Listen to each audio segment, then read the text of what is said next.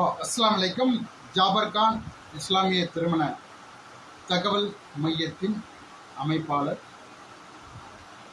இஸ்லாமிய திருமண தகவல் மையம் என்பது 5வது வருடத்தை கடந்து தற்போது 6வது வருடத்தை இன்ஷா அல்லாஹ் நோக்கி செல்கிறது.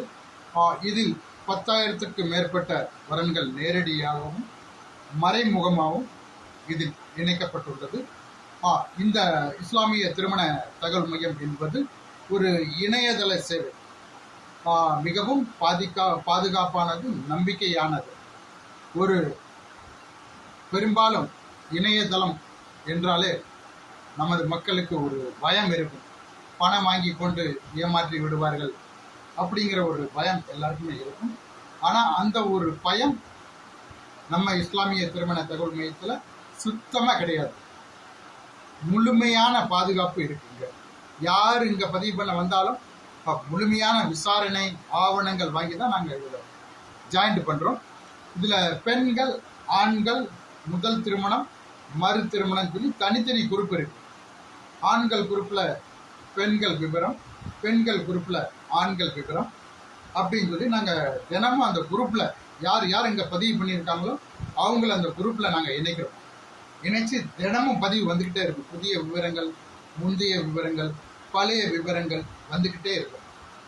பெரும்பாலும் இதில் பெண்களுக்கு நாங்கள் இலவசமாக வச்சுருக்கோம்.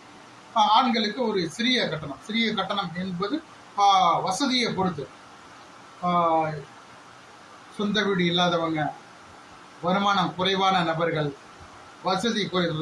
படிப்பு குறைவான நபர்கள், இது இவங்களுக்கு 2 மாதத்துக்கு 500 சொல்லி வச்சுருக்கோம். 2 மாதம்னா தினமும் 2-3 பதிவு வரும். 1, 2, 3 நாள் அப்படி வந்துக்கிட்டு தான் இருக்கும், வராமல் இருக்காது. அந்த குரூப்பில் நாங்கள் இணைக்கும் போது உங்களுக்கு பொருத்தமான விவரங்கள், பொருத்தம் இல்லை எல்லாமே வரும். அதில் முதல் மனம், மறுமணம் சொல்லி தனித்தனி குரூப் இருக்கு. மறுமணம் சொன்னால் மறுமண குரூப்பில் மறுமண விவரம் போகும். முதல் மனம்னா முதல் மன குரூப்பில் முதல் மனம் விவரம் போகும். இதில் நாங்கள் ஃபோட்டோ, பயோடேட்டா எல்லாமே அப்டேட் பண்ணுறோம். இங்கே இஸ்லாமிய பெண்கள் ஃபோட்டோ கொடுக்கலாம். ஃபோட்டோ கொடுக்கறதுக்கு கொஞ்சம் கூட யோசனை பண்ண வேண்டிய அவசியம் கிடையாது. ஏன்னா அந்த ஃபோட்டோங்கிறது பொது தளத்திலேயோ அல்லது பொது தளத்திலேயோ அல்லது ஸ்டேட்டஸ்லேயோ எதுலேயுமே உங்கள் பெண்கள் ஃபோட்டோ போகாது. யார் யார் முறைப்படி ஆவணம் தந்து கட்டணம் செலுத்தி ஆண்கள் பதிவு செஞ்சுருக்காங்க அதுக்குன்னு சொல்லி ஒரு தனி குரூப் இருக்குது. அங்கே மட்டும்தான் நாங்கள் ஃபோட்டோ அப்டேட் பண்ணுறோம். அந்த ஃபோட்டோவும் அந்த குரூப்பில் இருக்காது. குறிப்பிட்ட நேரத்தில் அது தானே அழிஞ்சிடும். நிரந்தரமாக போட்டால் என்னுடைய நம்பரில் மட்டும்தான் இருக்குமே தவிர குரூப்பில் நிரந்தரமாக இருக்காது. அதனால் இங்கே பதிவு பண்ணுறதுக்கு பெண்கள், ஆண்கள், வசதியானவர்கள், வசதி குறைந்தவர்கள், இது போன்ற நபர்கள் இங்கே பதிவு செய்வதற்கு சிறிதும் தயங்க வேண்டாம். எல்லா பாதுகாப்பும் இதில் இருக்கு. சரியா? முறைப்படி நாங்கள் இதில் ஒரு குறிப்பிட்ட மாவட்டம், குறிப்பிட்ட மாநிலம் சொல்லி இல்லாமல் தமிழ்நாடு முழுவதும் சமூக வலைதளத்தில் பயணிக்கும் எல்லா மக்களையும் நாங்கள் இணைச்சிருக்கோம். இதுக்குன்னு சொல்லி நம்ம ஃபேஸ்புக் இருக்குது. இஸ்லாமிய திருமண தகவல் மையம் சொல்லி ஃபேஸ்புக் இருக்குது. அதில் 8 ஃபேஸ்புக் ஐடி இருக்குது. இன்ஸ்டாகிராம் இருக்குது, யூடியூப் இருக்குது, அதுக்கப்புறம் ஷேர்சாட் இருக்குது, டெலிகிராம் சேனல் இருக்குது, 9 வாட்ஸ்அப் குரூப் இருக்குது. 9 வாட்ஸ்அப் குரூப்னா திருமணம் சம்பந்தமான குரூப் இருக்குது. மார்க்க நீதியான பதிவுகள் போடுவதற்கு இஸ்லாமிய செய்திகள் குரூப் இருக்கு. அரசியல் சம்பந்தமான விழிப்புணர்வு பதிவுகள் குரூப் இருக்கு. இன்னும் நிறைய நாங்கள் வேலை வாய்ப்பு செய்திகள், இன்னும் நிறைய ஏழை எளிய மக்களுக்கு உதவிடும் வகையில் விரைவில் ஒரு குரூப்பை கூட நாங்கள் ஆரம்பிக்க போகிறோம். யார் யாருக்கு சொந்த வீடு இல்லாமல் இருக்காங்களோ கல்வி உதவி, மருத்துவ உதவி இதெல்லாம் கொடுக்கறதுக்கு எதிர்காலத்தில் நீங்கள் இதில் இணைஞ்சிங்கன்னு வச்சுக்கோங்க.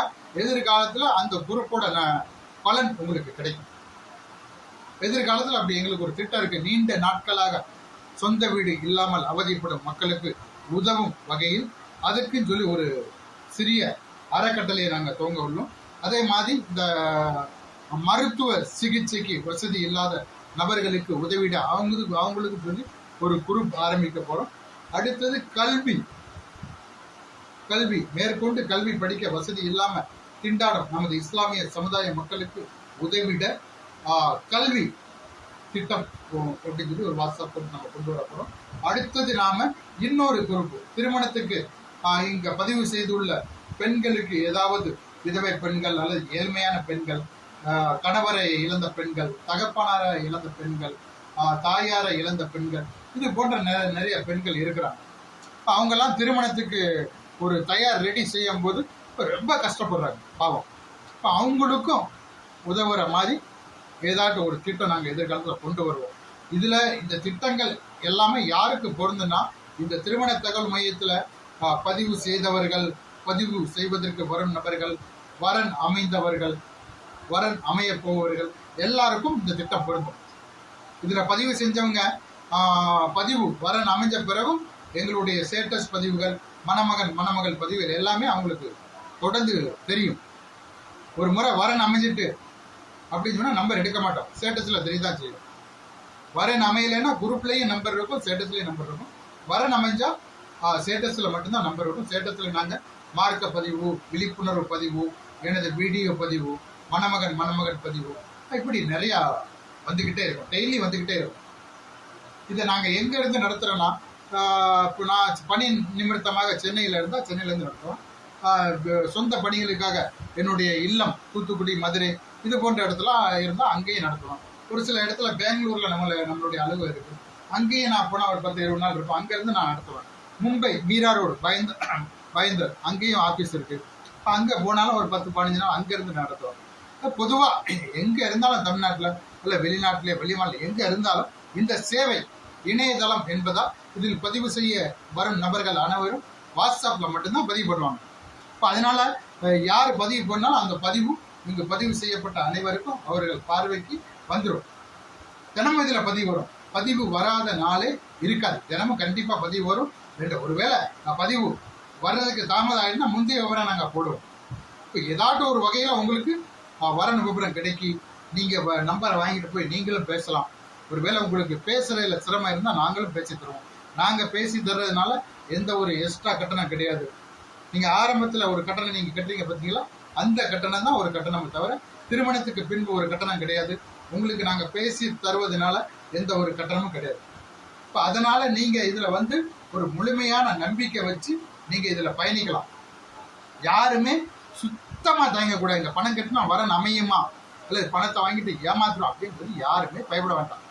ஏன்னா இதை நாங்கள் இன்னைக்கோ நாளைக்கோ போன வருஷமா நடத்தல, இது 5-6 வருஷமா நடத்திட்டு இருக்கோம். ஒரே நபர், நான் தனி நபர் மட்டும் தான் நடத்திட்டு இருக்கிறது. எனக்கு உதவியாக எனது மகன், எனது குடும்பத்தை சேர்ந்தவங்க உதவியாக இருக்காங்க.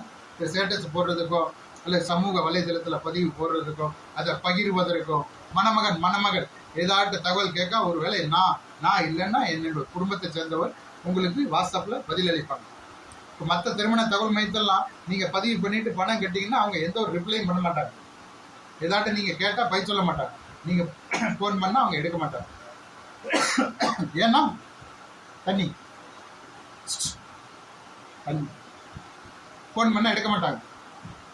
நாங்கள் அப்படி கிடையாது. நாங்கள் யார் ஃபோன் பண்ணாலும் பதிவு செய்வதற்கு நீங்கள் வந்தாலோ அல்லது பதிவு செய்து இதில் பயணித்தாலோ யாராட்டும் ஏதாட்டும் வாட்ஸ்அப்பில் பேசி கேட்டாலோ அல்லது தொடர்பு நம்பர் மூலம் அலைபேசி அழைப்பு மூலம் எங்களுக்கு ஏதாட்டும் தகவல் கேட்டாலும் உடனே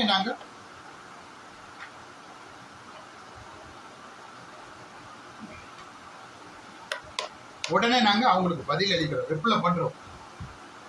மணமகன் குடும்பத்தாரை நீங்கள் தொடர்பு கொள்ளும் போது அவங்களும் உரிய பதிலை தெரிவிக்கலன்னு சொல்லி நீங்கள் புகார் அளித்தாலோ கம்ப்ளைண்ட் பண்ணாலும் நாங்கள் உடனே அவங்ககிட்ட கேட்குறோம்.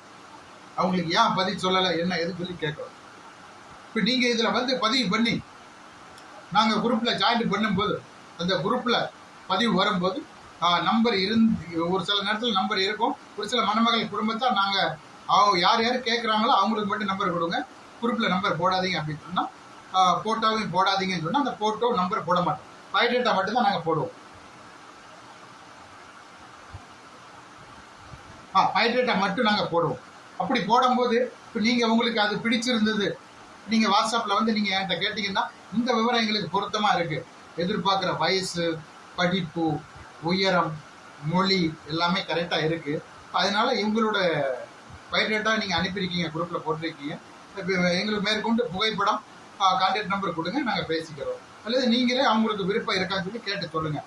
அப்படின்னு சொல்லும்போது நாங்கள் இதில் சம்மந்தப்பட்ட மணமகன் குடும்பத்தாரை தொடர்பு கொண்டு நாங்கள் அவங்ககிட்ட கேட்டு உங்களை இணைக்கிறோம். ஒருவேளை உங்ககிட்ட பேசும்போது அவங்க சம்மதிக்கலைன்னா நாங்கள் அவங்க சம்மதிக்கிற மாதிரி உங்ககிட்ட ஒரு சில தகவலை பெற்று அவங்களுக்கு நாங்கள் முழுமையான பேசி நிறையா பேருக்கு இதில் நிச்சயம் பண்ணி வரன் அமைச்சிருக்கோம். 10,000க்கு மேற்பட்ட வரன் நான் ஒரு தனி நபராக இருந்து எனது குடும்பத்தார் உதவியுடன் இது அமைச்சிருக்கோம் நாங்கள். அதனால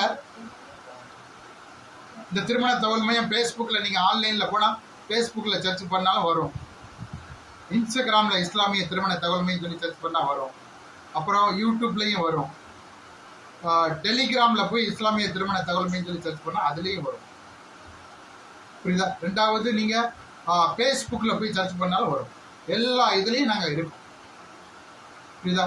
நாங்கள் இதை தொடர்ந்து நடத்துகிறோம், தொடர்ந்து நடத்துவோம். அதனால பணம் வாங்கிட்டு ஏமாத்திடுவாங்களோ, பணத்தை வாங்கிட்டு கொண்டு ஓடி போயிடுவாங்கன்னு சொல்லி யாருமே கவலைப்பட வேண்டாம். எங்கள் மேலே முழுசாக நீங்கள் நம்பிக்கை வச்சு இதில் பயணிக்கலாம். கட்டணம் அதிகம் கிடையாது.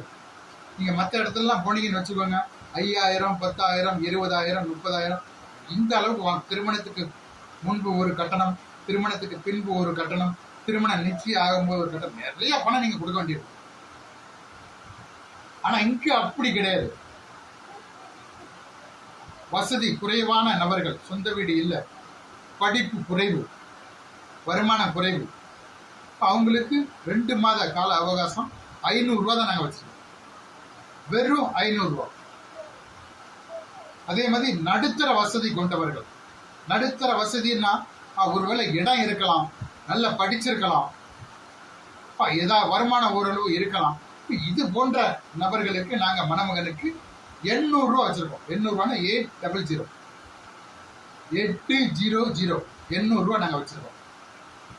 சரியா? அடுத்தது உயர்தர நல்ல வசதி இருக்கு, வீடு இருக்கு, டிகிரி படிச்சிருக்கீங்க, வருமானம் இருக்கு, எல்லாமே இருக்குன்னா அவங்களுக்கு நாங்கள் 1,500 ரூபா வச்சிருக்கோம். 3 கட்டணம், 500, 1000, 1,500. சரி, இந்த கட்டணம் நீங்க செலுத்துறதுனால இந்த கட்டணத்தை நான் எடுத்து வீடோ அல்லது பங்களாவோ அல்லது காரோ வாங்க முடியாது. அப்படி இந்த 5 வருஷத்துல நான் நடத்துறேன், இப்போ அந்த பைசா நான் யூஸ் பண்ணே கிடையாது. இந்த கட்டணம் இங்கே அலுவலக வாடகை, பணியாளர் சம்பளம், பயோடேட்டா பண்ணுறதுக்கு ஒரு லேடிஸ் வச்சுருக்கோம், அவங்க 25,000 ரூபா சம்பளம். தங்கும் இடமும் கொடுத்துருக்கோம், அவங்களுக்கு சாப்பாடும் கொடுத்துருக்கோம், தொழுகை செய்வதற்கு இடமும் கொடுத்துருக்கோம். இருப்பிடம், தங்க இடம், தொழுகை செய்வதற்கு இடம், உணவு, மாதம் 25,000 ரூபா சம்பளம். ஒரு பெண்ணை மட்டும் வச்சிருக்கோம். எதிர்காலத்தில் இன்னும் 2-3 பேரை நாங்கள் சேர்ப்போம். 2-3 பேரை எப்படி சேர்ப்போம்னா, ஒரு பெண் பயோடேட்டா பண்ணுவாங்க, இன்னொரு பெண் நான் தயாரிக்கிற மார்க்க பதிவு, வீடியோ பதிவு அவங்க பகிர்ந்து யாராட்டும் சமூக வலைத்தளத்தில் கமெண்ட் பண்ண அவங்களுக்கு பயிர் சொல்ல ஒரு லேடிஸை நியமனம் பண்ணுவோம். 3வது ஃபோன் அட்டன் பண்ணுறதுக்கு தமிழ்நாடு முழுவதும் ஃபோன் வருது, டெய்லி வருது, 100-150 ஃபோன் வருது. தமிழ்நாட்டிலேருந்து வருது, மகாராஷ்டிரிலேருந்து வருது, வெளிநாடு சவுதியிலேருந்து வருது, ஏமன்லேருந்து வருது, ஈரான்லேருந்து வருது, சிங்கப்பூர்லேருந்து வருது, மலேசியாவிலேருந்து வருது, ஸ்ரீலங்காவிலேருந்து வருது, கனடாவிலேருந்து வருது, தமிழ்நாடு முழுவதும் இருந்து வருது, டெல்லியிலேருந்து வரும். எல்லா டெல்லி, பெங்களூர், மும்பையிலையும் நம்ம ஆட்கள் நிறைய பேர் இருக்காங்க. அங்கேயும் நீங்கள் பெண்ணை கொடுக்கலாம். நிறைய பேர் மும்பையில் அல்லது டெல்லியில், பெங்களூரில் அல்லது அகமதாபாத்தில் பெண்ணை கொடுக்கலாமா, இவ்வளோ தூரம் கொடுக்கலாமான்னு சொல்லி நம்ம நிறைய பேர் யோசனை பண்ணியிருக்கீங்க. கொடுக்கலாம். ஏன்னா அங்கே நம்ம ஆட்கள் இருக்கிறாங்க, எல்லா இடத்துல நம்ம ஆட்கள் இருக்கிறாங்க, நண்பர்கள் இருக்காங்க, நம்ம இஸ்லாமிய சொந்தங்கள் அங்கே இருக்கிறாங்க. உங்களுக்கு ஒரு வேளை நீங்கள் பெண்ணை அங்கே கொடுத்தாலும் ஆணை அங்கே கொடுத்தாலும் ஏதாட்டு ப்ராப்ளம் ஏற்பட்டு நீங்கள் எனக்கு ஃபோன் பண்ணால் சம்மந்தப்பட்ட இடத்துக்கு எங்களுடைய முகவர்கள் அல்லது நான் கூட நேரடியாக வர முடியும். இப்போ அதனால மும்பையில் குறைஞ்சது மகாராஷ்டிராவில் 2 லட்சம் தமிழ் முஸ்லீம் இருக்காங்க. அதனால மும்பையிலேருந்து யாரும் பதிவு பண்ணால் நீங்கள் அங்கே கொடுக்கலாம். மும்பைன்னு சொன்னால் பெரும்பாலும் பயம் இருக்குது, கிடையாது. ஒரு பாதுகாப்பான நகரம் நம்ம நாட்டில் இந்தியாவில் இருக்குதுன்னு சொன்னால் அது மும்பை தான். அங்கே எல்லா குடிநீர் வசதி, மின்சார வசதி, போக்குவரத்து வசதி, சம்பள வருமான வசதி, பாதுகாப்பு வசதி, 5 வசதி இந்தியாவில் அதிகமான இடம் சொல்லி சொன்னா அது மும்பை தான். அதனால மும்பையில மணமகன் கொடுத்ததுக்கு ஒரு நிமிஷம் கூட யாரும் யோசனை பண்ண வேண்டாம். ஏன்னா அங்கெல்லாம் வருமானம் அதிகம். நம்ம தமிழ்நாட்டில் 15,000 20,000 தான் வருமானம் இருக்கும். ஆனா மும்பை, டெல்லி, பெங்களூர் நகரத்துல வேலை பார்க்கிற நமது மக்களுக்கு வருமானம் 60,000, 80,000, 1,00,000, 1,20,000, 1,50,000, 2,00,000 இப்படிலாம் வருமானம் இருக்கு. அதனால அங்க கொடுக்கலாம். புரியுதா? நிறைய பேர் இல்லை நாங்க அங்க கொடுக்க மாட்டோம், இங்க கொடுக்க மாட்டோம். அது தப்பு. இஸ்லாமிய மக்கள் வந்து பெரும்பாலும் வந்து நம்ம ஒரே இடத்துல ஒரே பகுதிக்கு உட்பட்டு நாம கிடையாது. பல்வேறு இடங்கள்ல நாம இருக்கிறோம். பலர் வெளிநாட்டுல வசிக்கிறாங்க, சவுதியில வசிக்கிறாங்க, குவைத்துல வசிக்கிறாங்க, அபுதாபியில வசிக்கிறாங்க, சரியா? இன்னும் மலேசியால வசிக்கிறாங்க, சிங்கப்பூர்ல வசிக்கிறாங்க, ஸ்ரீலங்கால வசிக்கிறாங்க, மும்பையில வசிக்கிறாங்க, பெங்களூர்ல வசிக்கிறாங்க. தமிழ்நாட்டுல வருமானம் இல்லாதனால அவங்க அங்கங்க போயிருக்காங்க. இப்ப அவங்கெல்லாம் ஒரு துணையை தேடி வரும்போது தயவு செய்து பெண் வீட்டார் ஆண் வீட்டார் வேண்டாம் சொல்லி, உங்களுக்கு ஒருவேளை அவ்வளவு தூரமா இருக்கு, நாங்க எப்படி விசாரணை செய்வோம், அவர் எப்படிப்பட்ட நபர் அப்படின்னு சொல்லி உங்களுக்கு சந்தேகம் இருந்தா நாங்க விசாரிச்சு தரோம். எங்க ஆட்களை விட்டு நாங்க விசாரிக்கிறோம், நேரடியா கொண்டு விசாரிக்க நீங்க எந்த ஒரு பணமோ அல்லது கட்டணமோ நீங்க கொடுக்க வேண்டிய அவசியமே கிடையாது. அதற்கான கட்டணம் எல்லாம் எங்களுடைய, நீங்க இது மணமகன் பணம் கட்டுறாங்க பார்த்தீங்களா, அந்த பணத்தை நாங்க யூஸ் பண்றோம். சரி, ஆண்களுக்கு என்ன கட்டணம் சொல்லி நாங்க இது பண்ணியிருக்கோம். பெண்களுக்கான கட்டணம் என்னன்னு சொல்லி நாங்க பெண்களுக்கு முதல் 2 மாதம் இலவசம் சொல்லி வச்சிருக்கோம். முதல் 2 மாசம் இலவசம் சொல்லி வச்சிருக்கோம். 2 மாதத்தை கடந்த பிறகு அவங்க வந்து ஒரு சிறிய கட்டணம், அவங்களுக்கு வசதி ஏற்ற மாதிரி, சிறிய கட்டணம் 500, 1000 அவங்க வசதிக்கு ஏற்ற மாதிரி. இப்போ நான் ஏற்கனவே உங்களுக்கு சொல்லிடுறேன், நீங்க செலுத்துற கட்டணம் எந்த அடிப்படையில் நாங்கள் செலவு பண்றோம் என்னன்னு விளக்கமா நான் உங்களுக்கு சொல்லிட்டேன். போக்குவரத்து செலவு, ரீசார்ஜ் செலவு, பணியாளர் சம்பளம், யாராட்ட திருமணத்துக்கு கூட்டா அதுக்கு செலவு ஏற்படுது, அதற்கான செலவு ஏற்படுகிறது. யாராட்ட உதவி கேட்டு இங்க வராங்க, சென்னை மழை வெள்ளம் ஏற்பட்டது, திருநெல்வேலியில மழை வெள்ளம் ஏற்பட்டது, தஞ்சாவூர்ல சேதாரம் ஏற்பட்டது, அங்கெல்லாம் நிறைய பேர் உதவி கேட்டு வந்தாங்க. நாங்க அனுப்பியிருக்கோம், நிறைய அனுப்பியிருக்கோம். இந்த ஒரு 5-6 வருஷமா ஒரு குறைஞ்சது ஒரு 3.5 லட்சம் நாங்க இந்த திருமண தகவல் மையத்துல வந்த வருமானம் மணமகன் செலுத்திய கட்டத்துல இருந்து நாங்க உதவி பண்ணியிருக்கோம். இன்னும் நிறைய உதவி பண்ணுவோம். நிறைய உதவி கேட்டு வந்துட்டு இருக்காங்க. நாங்களும் விளம்பரம் இல்லாம அவங்க என்ன யாராட்ட உதவி கேட்டா, இன்னைக்கு ஒரு 2 மணமகன் பதிவு பண்ணியிருக்காங்க. இப்போ ஒரு மணமகன் 1000 ரூபாய் கட்டியிருக்காங்க, இன்னொரு மணமகன் 500 ரூபாய் கட்டியிருக்காங்க, இன்னொரு மணமகன் 1500 ரூபாய் கட்டியிருக்காங்க. அப்படின்னா 3000 ரூபாய் என்கிட்ட இருக்கு. யாராட்ட உதவி கேட்டு வருவாங்க. விதவை இதுல நிறைய பேர் இருக்காங்க. இப்போ அவங்களும் உதவி கேட்பாங்க. சில நேரத்துல நாங்க குழந்தைகளோட கஷ்டப்படுறோம், கணவர் இறந்துட்டாரு, இப்போ எங்களுக்கு இதுல நாங்க குழந்தை உள்ளதுனால, குழந்தை எங்கிட்ட இருக்கிறதுனால நாங்க இதுல பதிவு பண்ணியிருக்கோம். ஆனா வரன் அமையல, குழந்தை இருக்கிறதுனால யாரும் எழுத்துக்கல, இருந்த எங்களுக்கு உதவி வருமானம் கிடையாது. இன்னைக்கு இந்த எங்களுக்கு பிள்ளைங்க இருக்காங்க, அவங்களுக்கு ஸ்கூல்ல சேர்க்கணும். இந்த மாசம் இந்த வருடத்துக்கான கட்டணம் செலுத்துவதற்கு எங்களிடம் வசதி இல்லை, அதனால எங்களுக்கு உதவுங்கன்னு சொன்னா அவங்களுக்கும் நாங்க 5000, 10,000, 2000 உதவுறோம். கேஸ் சிலிண்டர் முடிஞ்சு போச்சு, இந்த மாசம் வாடகை எங்களால செலுத்த முடியல, இந்த மாசம் மின் கட்டணம் எங்களால செலுத்த முடியல, இந்த மாசம் எங்களால மொபைல்ல ரீசார்ஜ் பண்றதுக்கு வசதி இல்லை, இந்த மாசம் பால் கட்டணம் கொடுக்க எங்களுக்கு வசதி இல்லை, இந்த மாதம் உணவு கட்டணம் கொடுக்க எங்களுக்கு வசதி இல்லை. இது போன்று உதவி கேட்டு வரும், இங்கு பதிவு செய்துள்ள உதவி கேட்டு வரும் விதவை பெண்கள், ஏழ்மையான தகப்பனாரை இழந்த பெண்களுக்கு நீங்க செலுத்திய கட்டணத்துல இருந்து நாங்க உதவி பண்றோம். அதாவது நீங்க 500 கட்டினாலும் 1000 கட்டினாலும் 1500 ரூபாய் நீங்க கட்டினாலும் இதுல இருந்து ஒரு தொகை ஏழ்மையான மக்களுக்கு ஏதாவது உதவிக்கு போகும். அதனால தயவு செய்து நீங்க இதுல பணம் கட்டுறதுக்கு வந்தா உங்களால மனம் முன் வந்து ஒரு நன்கொடையா நினைச்சு இதுல கட்டுங்க. யாருமே ஒரு நிமிஷம் கூட தயங்க கூடாது. ஒரு நிமிஷம் நீங்க பணம் கட்டினா கண்டிப்பா உங்களுக்கு வரன் விவரம் ஒண்ணு இல்ல தினமும் வந்துகிட்டு இருக்கும். 2 மாசம் நீங்க பயணிக்கும் போது 60 நாள் ஆச்சு. 60 நாளுங்கும் போது ஒரு நாளைக்கு 2 பதிவுன்னு சொன்னாலும் 120 பதிவு ஆகுது. 120 பதிவுல உங்களுக்கு 40 பதிவு எதிர்பார்க்க ஊரு படிப்பு வசதி இல்லாம இருக்கலாம், 40 பொருத்தமா இல்லாம இருக்கலாம். ஆனா மீதி 40 உங்களுக்கு பொருந்தும். அதுல இருந்து ஒரு 4-5 பேர்ட்ட நீங்க பேசலாம். கண்டிப்பா இன்ஷா அல்லாஹ், சுபஹான் அல்லாஹ், அல்ஹம்துலில்லாஹ், கண்டிப்பா உங்களுக்கு வர நமக்கு. வரன் அமையாம இருக்கிறது யாரு? நிறைய பேர் என்ன பண்றாங்க தெரியுமா? பணம் வாங்கிட்டு ஏமாத்துறாங்க. வரன், அதாவது அமைஞ்சு போன வரன் விவரங்களை அவங்க அனுப்புறாங்க.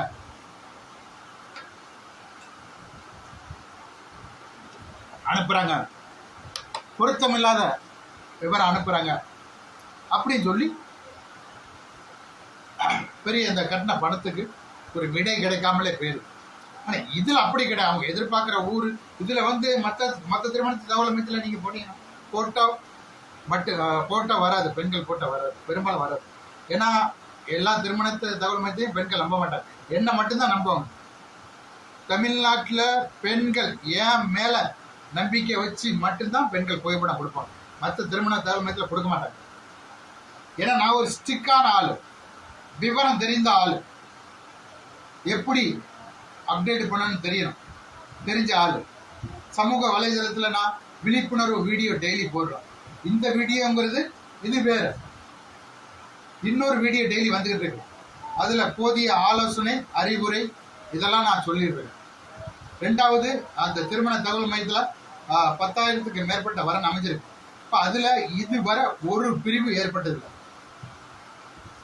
மற்ற திருமண தகவல் மையத்துல நீங்க எங்கேயாவது பதிவு பண்ணீங்கன்னு வச்சுக்கோங்க, 100ல் 50% பிரிவு ஏற்படும்.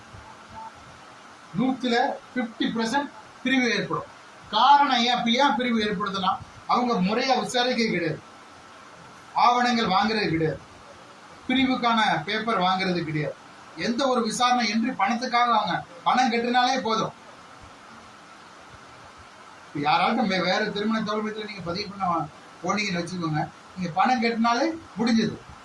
மற்ற நீங்க உங்கள்கிட்ட ஆதார் கார்டோ அல்லது ஐடி ப்ரூஃபோ அல்லது பிரிவுக்கான தலாக் பேப்பர், புலா பேப்பர், கணவன் மனைவி இறப்பு,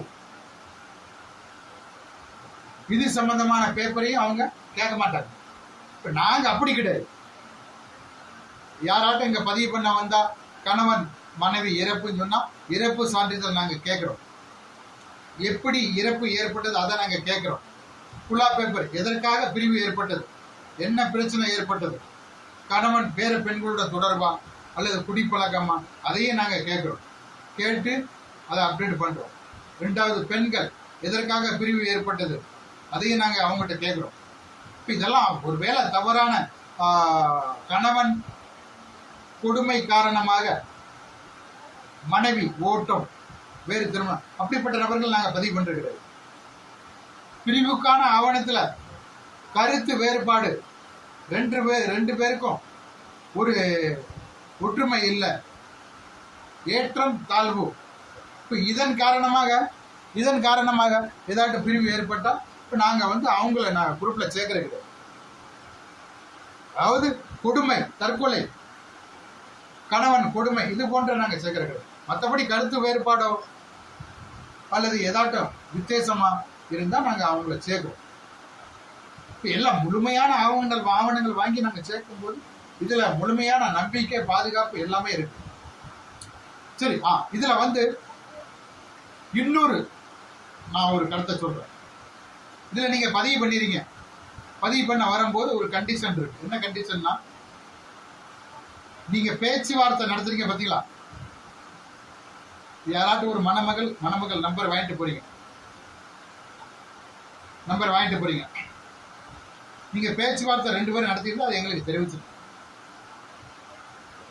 ஏன் தெரிவிக்கணும்னு சொன்னா, நீங்க பேச்சுவார்த்தை நடத்திக்கிட்டு இருக்கும் போது உங்க 2 பேர் விவரத்தையும் மற்ற மணமகளுக்கு நாங்க பகிர மாட்டோம். அதை ஸ்டாப் பண்ணி வைப்போம். உங்க பேச்சுவார்த்தை முடிகிற வரைக்கும் யார் பேச்சுவார்த்தை நடத்திட்டு இருக்காங்களோ அவங்க 2 பேர் விவரத்தையும் நாங்க ஸ்டாப் பண்ணி வைக்கிறோம். இப்ப அதனால இதுல பதிவு செஞ்சவங்க நீங்க பேச்சுவார்த்தை நடத்திக்கிட்டு இருந்தா உடனே எங்களுக்கு தெரிவிக்கணும். சம்பந்தப்பட்ட 2 பேருமே, மணமகள் 2 பேருமே தெரிவிக்கும் போது உங்களுடைய விவரங்கள் நாங்க வேற யாரும் கேட்டா நம்பர் கொடுக்க மாட்டோம், வேற யாருக்கும் அப்டேட் பண்ண மாட்டோம். 2 பேரையும் நாங்க ஸ்டாப் பண்ணி வைக்கிறோம். இதன் மூலம் விரைவில் வரன் அமைய வாய்ப்பு இருக்கு. அத மாதிரி நிறைய ஒரு சிலர் நாங்க தவறு செய்யும் நபர்களை நாங்க கண்டுபிடிச்சிருக்கோம். எப்படின்னா, ஒரே ஒரு நபருக்கு பதிவு பண்ணிட்டு அவங்களுக்கு வரன் அமைஞ்ச பிறகும் அதே போட்டோவை காட்டி இன்னொரு நபருக்கு பார்க்குற பலரை நாங்கள் இதில் பிடிச்சிருக்கோம். ஏன்னா இந்த குரூப்பில் ஒரு 100 பெண்கள் 100 ஆண்கள் இருந்தால் அதில் 5 ஆண்கள் 5 பெண்கள் எங்கள் குடும்பத்தை சேர்ந்தவங்க இருப்பாங்க. அப்போ நீங்கள் வந்து மணமகன் மணமகள் நினச்சி நீங்கள் உங்கள் பயோடேட்டா அவங்க கேட்கும் போது நாங்கள் பண்ணி கொடுத்த பயோடேட்டா அனுப்பாமல் வேறு ஏதாவது பயோடேட்டா அனுப்பும் போது உங்கள் மேலே ஒரு சந்தேகம் பார்வை ஏற்பட்டு உங்களை நாங்கள் குரூப்லேருந்து நீக்குவோம். இப்போ அதனால் இதில் பதிவு செய்யக்கூடிய வரும் நபர்கள் பதிவு செய்த நபர்கள் ஒருவருக்கு பதிவு செய்து விட்டு ஒருவருக்கு மட்டுமே பார்க்கும். அந்த ஒருவருக்கு வரன் அமைச்ச பிறகு இன்னொரு நபருக்கு நீங்கள் பதிவு செய்யறா இருந்தால் அதற்கு தனியாக போட்டோ பயோடேட்டா அதே நம்பரில் நீங்கள் அப்டேட் பண்ணலாம். ஒரு நபருக்கு நீங்கள் பதிவு பண்ணியிருக்கீங்க, அவங்களுக்கு வரன் அமைஞ்சிட்டு அப்புறம் நீங்கள் அதே நம்பர்ல இருந்து குரூப்பில் விலகாமல் இன்னொரு நபருக்கான போட்டோ பயோடேட்டா கொடுத்து அதற்கான கட்டணம் செலுத்தி நீங்கள் இதில் முறையாக பயணிக்கலாம். சரி, முதல்ல நான் பதிவு பண்ணும்போது 500 ரூபா கட்டினேன். முதல்ல நான் பதிவு பண்ணும்போது 1000 ரூபா கட்டினேன். முதல்ல நான் பதிவு பண்ணும்போது 1500 ரூபா கட்டினேன். ரெண்டாவதா இன்னொரு நபருக்கு நான் பதிவு பண்ணும்போது எவ்வளவு கட்டணும் அப்படின்னு சொன்னா, ரெண்டாவதா பதிவு பண்ணக்கூடிய அனைவருமே 300 ரூபா மட்டும்தான் கட்டணும். நீங்க 1500 கட்டியிருந்தாலும் சரி, 1000 கட்டியிருந்தாலும் சரி, 500 ரூபா கட்டினாலும் சரி, 300 ரூபா தான். இன்னொரு நபர் பதிவு பண்ணி அவங்களுக்கு வரன் அமைஞ்சு 3வது 4வது நபருக்கு நீங்க பதிவு பண்ணாலும் அந்த 300 ரூபா தான். முதல்ல உள் நுழைவதற்கு மட்டுமே கட்டணம் அதிகமா இருக்கும். 500, 1000, 1500. ரெண்டாவதுனா வரன் அமைஞ்ச பிறகு நான் சொல்றேன். வரன் அமையாம கிடையாது, அதே கட்டணம். வரன் அமையாம உங்க கால அவகாசம் நீடிக்கணும்னா அதே கட்டணம் தான் கட்ட வேண்டியிருக்கும். 2 மாசம் டைம் கொடுத்துருக்கேன். நீங்க ஒருவேளை குரூப்பை கவனிக்காம இருந்திருக்கலாம், புரியுதா? அலட்சியமா இருந்திருக்கலாம், அந்த வாட்ஸ்அப் குரூப்பை கவனிக்காம இருந்திருக்கலாம். சம்பந்தப்பட்ட மணமகன்கிட்ட உங்களுடைய பேச்சு திறமை தோல்வியின் காரணமாக வரன் அமையாம இருந்தா 2வது முறை நீங்க அந்த கால அவகாசம் முடிஞ்ச போய் நாங்க நீக்கப்படும் நேரத்துல மீண்டும் பணம் கட்ட சொல்லுவோம். அதனால உங்களுக்கு நாங்க 2 மாசம் கொடுத்துருக்கோம். 2 மாசம் ஒரு நாளைக்கு 2 பதிவு, சராசரி 2. அதிகம் வரும், 3 நாளெல்லாம் வரும், அதை விடுங்க. சராசரி 2. அப்போ ஒரு மாசத்துக்கு 60 பதிவு. நீங்க 2 மாசம் பயணிக்கும் போது 120 பதிவு வருது. அந்த 120 பதிவுல உங்களுக்கு பொருத்தமான 40 பதிவுகள் இருக்கலாம். 80 பதிவுகளை விடுங்க. உங்களுக்கு பொருத்தம் இல்லாம போகலாம், வயசு அதிகமா இருக்கலாம், ஊரு தூரமா இருக்கலாம், அதுல படிப்பும் முன்ன பின்ன இருக்கலாம். மீதி 40 பதிவுகள் கரெக்டா இருக்கும். அப்ப அவங்கள ஏதாவது ஒரு நபர்ல திறமையா இந்த திருமணத்துக்கு நீங்க இதுல பதிவு பண்ணி பணம் கட்டினா மட்டும் போதாது, திறமையா பேசக்கூடிய நபர்கள் உங்க குடும்பத்துல இருப்பாங்க. உங்க வீட்டுல மணமகன் மணமகளை தவிர்த்து திறமையாக பேசக்கூடிய நபர் இல்லைன்னா மணமகன் மணமகளை கூட நேரடியாக பேச நீங்க வைக்கலாம். திறமையான நபர்கள்னா ஓரளவு படிச்சவங்களா இருக்கணும் உங்க வீட்டுல. ஏன்னா பெற்றோர்கள் அந்த காலத்துல உள்ள படிப்பு, அந்த காலத்துல எப்படின்னா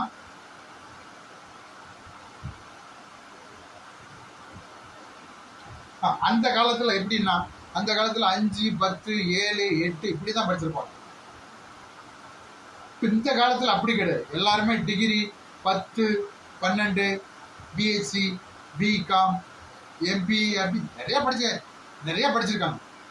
1 டிகிரி 2 டிகிரி 3 டிகிரி 4 டிகிரி நிறைய படிச்சிருக்காங்க. அப்போ ஒரு படித்த நபர் பேசும்போதுதான் அந்த பேச்சு வார்த்தை என்பது சுமூகமாக, சீக்கிரமாக, விரைவாக இன்ஷா அல்லாஹ் முடியும். பேச்சுவார்த்தை பணம் கட்டிட்டீங்க, பதிவு பண்ணிட்டீங்க, வரன் அமைஞ்சிருன்னு சொல்லி யாரும் நினைக்க கூடாது. தீவிர முயற்சி, நல்ல ஒரு பேச்சாற்றல் இது இருக்கணும், இறைப்பற்று இருக்கணும், மார்க்க இருக்கணும். இதுல பதிவு பண்ணும் போதோ பண்றதுக்கு முன்னுக்குட்டி பண்ணின பிறகு ஸ்டேட்டஸ்ல சினிமா பாடல் போடுறத தவிர்த்தணும். ஏன்னா அதெல்லாம் பெண் வீட்டார் கண்காணிப்பாங்க. ஒரு பெண்ணை கொடுக்குறவங்க அவளை சீக்கிரத்தில் கொடுக்க மாட்டாங்க. முதல்ல இந்த பதிவை பார்த்து கொண்டிருக்கும் இஸ்லாமிய சகோதரிகள் மற்றும் பெரியவர்கள் இந்த பதிவை நன்றாக கவனிக்க வேண்டும். ஒரு பெண்ணை பெற்றவங்க அவளை சீக்கிரத்தில் கொடுக்க மாட்டாங்க. பல முறை நீங்க ஒரு பெண்ணை கேட்கும் போது உடனே அவங்க சம்மதிக்க மாட்டாங்க. இப்ப அவங்க உடனே சம்மதிக்கணும்னா இப்ப அவங்களுக்கு ஒரு நம்பிக்கையை ஏற்படுத்துற மாதிரி நீங்க பேசணும். நம்பிக்கையை ஏற்படுத்துற மாதிரி அவங்களுக்கு ஒரு முழுமையான நம்பிக்கையை ஏற்படணும். நம்ம பெண் இந்த வீட்டுல இருந்து அந்த வீட்டுக்கு போனா நல்ல மாதிரி வாழும் அப்படிங்கிற ஒரு நம்பிக்கையை ஏற்படுத்துற மாதிரி நீங்க பேசும்போது அந்த பெண்ணை பெற்ற பெற்றோர்கள் பெண்ணை கொடுக்காமல் கிடக்க மாட்டார்கள். அவங்க ஒரு சில பெண் வீட்டார் வசதியை எதிர்பார்க்கலாம், சொந்த வீடை எதிர்பார்க்கலாம், வருமானத்தை எதிர்பார்க்கலாம். ஆனா இந்த 3 அம்சத்தையும் கொண்டு எல்லா பெண்களும் அப்படி இருப்பாங்க எதிர்பார்க்காதீங்க. இப்படி எதிர்பார்க்கக்கூடிய பெண் குடும்பத்தார் 130% பேர் தான் இருப்பாங்க. மீதி 70% பெண் வீட்டார் வந்து உங்க மார்க்கத்தை பார்ப்பாங்க, உங்க பழக்கத்தை பார்ப்பாங்க, நீங்க எப்படி பேசுறீங்க அதை கவனிப்பாங்க, உங்க குடும்ப ஃபேமிலி பின்னணி என்னன்னு சொல்லி பார்ப்பாங்க.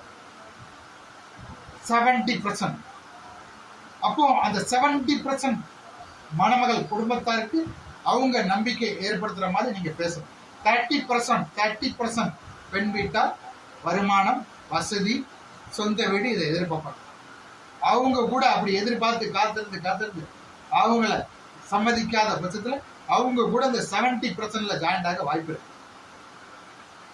ஏன்னா அல்லாஹ் பெரியவன், அல்லாஹ் தஆலா மிக பெரியவன். நாம வரன் தேடும் விஷயமாக இருந்தாலும் சரி, மற்றவர்களுக்கு உதவி செய்யும் விஷயமாக இருந்தாலும் சரி, எந்த ஒரு சூழ்நிலையிலும் நம்மளுடைய அனைத்து நடவடிக்கைகளையும் இறைவன் கண்காணித்துக் கொண்டிருப்பான். நமக்கு 2 கண்ணு, இறைவனுக்கு நம்ம 2 கண்ணை வச்சு எவ்வளவு தூரம் நாம பார்க்க முடியுமோ அவ்வளவு தூரம் தான் நாம பார்க்க முடியும். எவ்வளவுதான் நம்மளுடைய பார்வை பவர் அதிகமா இருந்தாலும் குறிப்பிட்ட இலக்கை தான் நம்ம அடைய முடியும். அந்த பார்வை எவ்வளவு தூரத்துல, எனக்கு வயசு 45 வயசு ஆகுது, என்னால இன்னும் நான் கண்ணாடி போடலைன்னா நான் வந்து பொதுவா 45 வயசு ஆயிட்டால கண்ணாடி போட வேண்டிய சூழ்நிலை ஏற்படுது இன்றைய காலகட்டத்தில். இன்னும் நான் கண்ணாடி அணியலைன்னா நான் உரிய நேரத்துல சாப்பிடுறேன், உரிய நேரத்துல தூங்குறேன், உடல்நிலையை நான் நன்றாக கவனிச்சுக்கிறேன், காலை கடன் தினமும் சரியான நேரத்தில் சென்று குளிப்பு 2 முறை, பாத்ரூம், அதிக உணவுன்னா ஒரு சில இடத்துல நம்ம வெளியில போவோம், ஃபங்க்ஷன் போறோம், இப்ப நம்ம அதிகமா உணவு எடுத்துக்கிறோம். தேவைக்கு அளவுக்கு அதிக கடந்த உணவு எடுக்கும் போது 2 முறை பாத்ரூம், 2 முறை சிறுநீரகம், அதற்கான சிறுநீரகம் வெளிப்படும் போது சரியான நேரத்தில் நான் போயிடுவோம். அதிக தண்ணீர் குடித்து விட்டாலும் சிறுநீரகம் அதிகமா கழிக்க வேண்டியிருக்கும். உணவு அதிகமா நாம சாப்பிட்டு விட்டோம், அதற்கான பாத்ரூம் நம்ம அதிகமா போக வேண்டியிருக்கும். குளிப்பு காலையில மட்டும் குளிச்சா மட்டும் போகுது, சாயங்காலமும் குளிக்கணும். தூக்கம் சராசரி ஒரு மனிதன் தூக்கம் என்பது பிறந்த குழந்தை முதல் 5 வயது குழந்தை வரை இந்த குழந்தைங்கிறது 16 மணி நேரம் தூங்க வேண்டியிருக்கும். இந்த 45 வயசுலயும் இடைவிடாம உங்கள்கிட்ட வீடியோ நான் உங்கள்கிட்ட பேசிட்டு இருக்கேன்னா என்னுடைய உடல் அமைப்பு நன்றாக இருக்கிறது என்று அர்த்தம். நான் பெருமைக்காக சொல்லல, நான் பின்பற்றுத நீங்க பின்பற்றும் போது என்னுடைய பேச்சாற்றல், என்னுடைய கடுமையான உழைப்பு உங்களையும் இடம்பெற செய்யும், உங்ககிட்டையும் அது உங்களுக்கு வரும். புரியுதா? உரிய நேரத்தில் சாப்பாடு, உரிய நேரத்தில் குளிப்பு, உரிய நேரத்தில் பாத்ரூம். பேச்சு எல்லாத்தையும் அதிகமா பேசக்கூடாது, ஒரு லிமிட்டோட பேசணும்.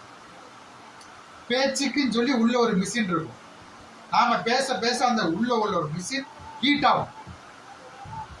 ஆகும் போது நமக்கு ஒரு பதட்டம் அதிகரிக்கும், உடல்நிலை குறைவாக வாய்ப்பு உள்ளது, உடல்நலம் பாதிக்கப்பட வாய்ப்பு உள்ளது, தலைவலி வர வாய்ப்பு உள்ளது, வயிற்று வலி வர வாய்ப்பு உள்ளது, தலை சுற்றல் வர வாய்ப்பு உள்ளது. அதனால பேச்சுங்கிறது, இப்போ நான் உங்ககிட்ட பேசிட்டு இருக்கேன்னா இது முக்கியமான பேச்சு, உங்களுக்கு ஆலோசனை தரக்கூடிய பேச்சு. ஒரு திருமண தகவல் மையம் நடத்துறேன்னா உங்களுக்கு ஆலோசனை, நான் பணம் வாங்குற பணத்துக்கு உங்க கூட நான் மாரடிக்க வேண்டியிருக்கும். என்னென்ன கேள்வி நீங்க கேட்பீங்க, ரெக்கார்டிங் அனுப்புவீங்க, போன் பண்ணுவீங்க, இதுக்கெல்லாம் நான் பதில் அளிக்க வேண்டியிருக்கும். இப்ப அது சம்பந்தமாக நீங்க பேசும்போது உடம்புல எந்த ஒரு ஹீட்டும் ஆகாது. நண்பர்களை நாம சந்திக்கிறோம், நாம ஓரளவு பேசுறோம், நாம வேலையில இருந்து வீட்டுக்கு வருகிறோம், ஆபீஸ்ல இருந்து அலுவல இருந்து வீட்டுக்கு வரோம், வீட்டுல இருந்து நம்ம ஆபீஸுக்கு போறோம். இடையில யாருன்னு கிடைக்கா, ட்ரெயின்ல கிடைப்பாங்க, வண்டியில போகும்போது சிக்னல்ல யாருன்னு கிடைச்சிருவாங்க. உடனே இப்போ வண்டியை நிறுத்திடுவா, டீ குடிச்சிட்டு போவோம், நாஸ்டா சாப்பிட்டு போ அப்படின்னு சொல்லி அவங்க கூப்பிடும் போது நம்ம தட்ட முடியும். இப்போ அவங்ககிட்ட எல்லாம் நாம மணிக்கணக்கில் பேசிட்டு இருக்கக்கூடாது. உங்களுக்கு குடும்பம் இருக்கலாம், பிள்ளைகள் இருக்கலாம், நல்ல வேலை இருக்கலாம். அப்போ அதெல்லாம் உரிய நேரத்தில் நீங்க போக வேண்டியிருக்கும். பிள்ளைகளா இருந்தா அந்த பிள்ளைகிட்ட பேச வேண்டியிருக்கும், மனைவியா இருந்தா மனைவிட்ட பேச வேண்டியிருக்கும், தாயார் தகப்பனா இருந்தா அவங்ககிட்ட பேச வேண்டியிருக்கும், சகோதர சகோதரிகள் இருந்தா அவங்ககிட்ட பேச வேண்டியிருக்கும். இவ்வளவு வேட்டை நம்ம பேசி வெளியிலேயே நாம வந்து பேசிட்டோம்னா உடல்நல பாதிக்கப்பட வாய்ப்பு.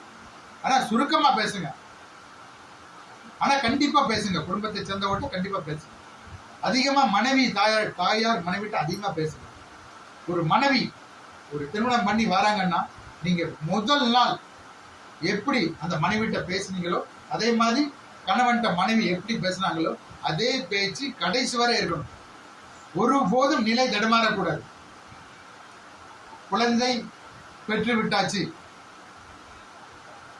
ஆரம்பத்துல திருமணம் பண்ணி அவங்களுக்கு வெளியில இருந்து உள்ள வரும்போது நீங்க தண்ணி குடிக்கிறீங்க பாத்தீங்க, தண்ணி குடிங்க, டீ போடவா, சாப்பாடு வைக்கவா, எவ்வளவு அன்பா நீங்க பரிமாறுறீங்களோ அதே பரிமாற்றம் கடைசி வரை இருந்தா எந்த ஒரு பிரிவும் ஏற்படாது. ஒரு திருமண வாழ்க்கையை துவங்கி குடும்பத்தை நீங்க நடத்தும் போது உங்களுக்கு குழந்தைகள் பிறக்கும். அப்போ நீங்க வந்து திருமணத்துக்கு முன்பு ஏதாட்டும் கெட்ட செய்கைகள் இருந்தா, குடிப்பழக்கம், சிகரெட்டு பழக்கம், மது பழக்கம், மற்ற பெண்கள் தொடர்பு, சமூக வலைதளத்துல பேக் ஐடி கூட நீங்க தொடர்பு இருந்தா அதெல்லாம் சுத்தமா கைவிட்டுருங்க. திருமணத்துக்கு முன்பு இருக்கக்கூடாது இந்த பழக்கம். ஒரு இஸ்லாம் என்ன என்பது ஒரு சர்வ சாதாரணமாக நாம எடுத்துக்கிட முடியாது. நம்மளுடைய மதம் என்பது அது நம்மை சார்ந்ததா இருக்கும். மற்ற மதத்தை சார்ந்தவர்கள் எப்படி வேணாலும் வாழலாம், ஆனா நம்ம இப்படிதான் வாழ வேணும்னு சொல்லி நம்மளுக்கு இஸ்லாம் பாடம் கற்று தந்துள்ளது. அப்போ இஸ்லாம் காட்டிய வழியில் நாம நடக்கணும். நம்ம இஸ்லாத்துல குரான்ல ஹதீஸ்ல என்னென்ன சொல்லியிருக்கோ அதுபடி பொய், பிராடு, புத்தலாட்டம், வரதட்சணை கேட்கக்கூடாது. வரதட்சணை என்பது ஒரு புற்றுநோய், அதை ஒழிக்க முடியாது. இருந்தாலும் இஸ்லாத்துல அனுமதி கிடையாது. திருமணத்துல குடுக்கல் வாங்கல் அனுமதியே கிடையாது. இருந்தாலும் அந்த எல்லையை நீங்க மீறும் போது நான் தடுக்க மாட்டேன். அதற்கான பதில் நீங்க உப்பு மேல போகும்போது அங்க பயிர் சொல்லிக்கணும். மறுமையில உங்களுக்கு கேள்வி எழும்போது அதற்கான பதில் நீங்க தான் சொல்லுவீங்க தவிர எனக்கு சொல்ல வேண்டிய கட்டத்துல கிடையாது. நான் திருமணம் பண்ணும் போது எதுவும் வாங்கல, திருமண செலவை நான் ஏத்துக்கிட்டேன், அந்த குடும்பத்துக்கு தேவையான எல்லா உதவியும் நான் ஏத்துக்கிட்டேன். அவங்க தாயாருக்கும் உரிய நஷ்டேடு கொடுத்தேன். நஷ்டேடுன்னா அந்த பெண்ணை பெற்று வளர்த்து இவ்வளவு நாள் அந்த பெண்ணை ஒரு 30 வருடமா வளர்த்து அந்த பெண்ணை என்கிட்ட கொடுக்கும் போது அவங்க பெரிய தொகையை செலவழிச்சிருப்பாங்க. அந்த பெண்ணை வளர்க்கறது எப்படியும் 1 லட்சம் 50 லட்சம் அல்லது 1 கோடி செலவழிச்சிருப்பாங்க. இப்ப அவங்களுக்கும் உரிய நஷ்டேடு கொடுத்தேன். நான் திருமணம் பண்ணும் போது எந்த ஒரு நகை வாங்கல, நான் மகர் போட்டேன். நான் திருமணம் பண்ணும் போது அப்போ வசதி கிடையாது. இருந்த போதும் அந்த நேரத்துல கூட 30,000 ரூபாய் மகர் போட்டேன். 30,000ங்கிறது இந்த நேரங்கிறது எப்படி ஒரு 3 லட்சத்துக்கு சமம். அந்த நேரத்துல நான் மகர் போட்டு திருமணம் ஆகி 14 வருஷம் ஆகுது. 14 வருஷத்துக்கு முன்னாடி ஒரு மனைவியை கைப்பிடிக்கும் போது 30,000 மகர் கொடுத்து 2 பவுன் செயின் போட்டு அப்புறம் அந்த பெண்ணின் தாயாருக்கு ஒவ்வொரு மாதம் 5,000 ரூபாய் உதவித்தோம். ஏன்னா அவங்களுக்கு வந்து ஆண்கள் கிடையாது, 2மே பெண்கள். ஒரு பெண்ணை கட்டி கொடுத்தாங்க, அவங்க வீட்டுல வசதி கிடையாது, அவங்க கணவருக்கு வசதி கிடையாது. ஒரு 15,000 ரூபாய் சம்பளத்துல தான் அவங்க வேலை பார்த்தாங்க. இப்ப நான் இந்த பெண்ணை கட்டும் போது எனக்கு சம்பளம் 40,000 ரூபாய் இருக்கு. இப்ப அதனால நீங்க இந்த பெண்ணை கட்டி கொடுக்கும் போது இந்த பெண்ணை நான் அழைச்சி செல்லும் போது நீங்க வந்து அந்த பெரிய அக்கா வீட்டுல இருக்க போறீங்க, எங்க வீட்லயே நீங்க வந்து இருந்துக்கலாம். அவங்க இல்ல அங்கேயே நான் இருந்துக்கிறேன், நீங்க புதுசா கல்யாணம் பண்ணிருக்கீங்க, ஒரு குழந்தைகள் பெற்றப்ப நான் அவங்க கூட இருந்துக்கிறேன். இப்ப அதுபடி மாசம் 5,000 ரூபாய் இன்ன வரைக்கும் நான் கொடுத்து 14 வருஷமா கொடுத்துருக்கேன். யாராட்டும் நீங்க கொடுக்கறது உண்மையா அப்படின்னு சொல்லி சொன்னா நான் அதற்கான கூகுள் பே, பேங்க் அக்கௌண்ட், கிரீன்ஷாட் வச்சிருக்கேன். நேர்லயும் கொடுத்துருக்கேன். நேரில் கொடுத்த ஆதாரம் உங்ககிட்ட காட்ட முடியாது. 14 வருஷமா கொடுத்துட்டு இருக்கேன்னா அப்போ நான் இஸ்லாத்துக்கு கட்டுப்பட்டவன். பணம் நாம எப்படி வேணாலும் சம்பாதிக்கலாம். ஒரு பெண் வீட்டார் அவங்க நகை போட்டு அந்த பணம் கொடுத்து அதை வாங்கி தான் நம்ம முன்னேறணும் அப்படின்னு ஒரு அவசியம் கிடையாது. இறைவன் மிக மிக பெரியவன். ஒரு பெண் வீட்டுல 10 பவுன் 20 பவுன் 30 பவுன் 40 பவுன் அதை வாங்கி நீங்க திருமணம் பண்றதை விட வாங்காம நீங்க திருமணம் பண்ணா அவங்க கொடுக்க வேண்டியதை விட 10 மடங்கு இறைவன் கண்டிப்பா உங்களுக்கு கொடுப்பான். அல்லாஹ் தஆலா கண்டிப்பா உங்களுக்கு கொடுப்பான். நீங்க யாராவது ஒரு ஏழை பெண்ணோ அல்ல நடுத்தர வசதி உள்ள பெண்கள்கிட்ட நீங்க வாங்க நான் கேட்கல. நிறைய வசதி உள்ளவங்களும் இருக்கிறாங்க. அவங்ககிட்ட நீங்க கேட்காதீங்க, அவங்க தான் போடணும். கேட்கறதுக்கு அனுமதி கிடையாது. இஸ்லாத்துல வரதட்சணை கேட்பதுக்கு அனுமதி கிடையாது. வசதி உள்ளவங்க தாங்களாக முன் வந்து அவங்க செய்வாங்க, செய்யாம அனுப்ப மாட்டாங்க. நடுத்தர வசதி குறைந்தவர்கள் அவங்க எதாட்டும் போட முடியாது. நமக்கு சொல்லி ஒரு மனசாட்சி இருக்கு. ஒரு பெண்ணை பெற்றவர்கள் தொடர்ந்து அவங்க வீட்டுல ஆண் பிள்ளைகள் இல்லாம இருக்கலாம், அல்லது தகப்பனார் இறப்பு இருக்கலாம், அல்லது தாயார் இறப்பு இருக்கலாம். இப்படிப்பட்ட சூழ்நிலையில அவங்க ஏதாவது கொடுக்க முன் வந்தாலும் வேண்டான்னு சொல்லியிருக்கு. வாங்குங்க எப்படியாட்டும் அங்க இங்க சொல்லி நான் சொல்றது நல்லா தெளிவா நான் இப்ப உங்களுக்கு சகோதரனா பேசிட்டு இருக்கேன். ஒரு சகோதரன் மாதிரி தான் நான் பேசிட்டு இருக்கேன். வாங்குங்க, கண்டிப்பா நீங்க அவங்ககிட்ட வாங்குங்க. அவங்ககிட்ட நீங்க வாங்கும் போது அந்த பணங்கிறது எங்க இருந்து வரும் தெரியுமா? எங்கேயாட்டு கடன் வாங்கி உங்களுக்கு கொடுப்பாங்க. அங்க எங்கன்னு சொல்லி நான் ஒரு 2 மாசத்துல தரேன், 6 மாசத்துல தரேன், 2 வருஷத்துல தரேன்னு சொல்லி அங்க எங்க கடன் வாங்கி தான் ஒரு 5 பவுன் 10 பவுன் உங்களுக்கு போட்டுருக்கோம். இதுதான் 100க்கு 100 உண்மை. உங்களுக்கு அவங்க நகை போட்டுட்டாங்க, வசதி இல்லை இருந்தாலும் அவங்க 10-5 பவுன் நகை போட்டாங்கன்னா அந்த நகைக்கான வாங்கிய கடனை அடைக்கிறதுக்கு அவங்க படுற கஷ்டம் கொஞ்சம் நஞ்சம் இல்லை. கண்ணுல ரத்த கண்ணீர் தான் அவங்களுக்கு வரும். அப்ப அவங்க கண்ணீருக்கு நீங்க காரணமா இருக்காதீங்க. தயவு செய்து இந்த வீடியோவை பார்த்துக்கிறதுக்கு தயவு செய்து நான் என்ன ஒரு சகோதரனா மதிச்சு இந்த கருத்தை நீங்க ஏற்றுக்கணும். அவங்க ஒரு வேளை வசதி இல்லாம அங்க இங்க கடை வாங்கி ஒரு 5-10 பவுன் அல்ல 2 பவுன் 3 பவுன் உங்களுக்கு போட்டாங்கன்னா கண்டிப்பா வாங்கிக்கும். வாங்கி திருமணம் முடிச்ச பிறகு அவங்கள கூப்பிட்டு இந்த நகையை நீங்க கொண்டு போகணும். எங்க நீங்க கடன் வாங்கி இந்த நகையை வாங்கினீங்களோ அங்க நீங்க அந்த நகையை விற்று இடத்த ஒப்படைச்சிருங்க. எங்களுக்கு வேண்டாம், நாங்க அந்த பெண்ணுக்கு நாங்க நகை போட்டுக்கிறோம், அந்த பெண்ணை எங்க வீட்டுல ஒரு பெண்ணாக நாங்க பாத்துக்கிறோம். புரியுதா? நீங்க எப்ப வேணாலும் அந்த பெண்கிட்ட நீங்க விசாரிச்சுக்கோங்க, நாங்க நல்ல மாதிரி பாத்துக்கிறோம்.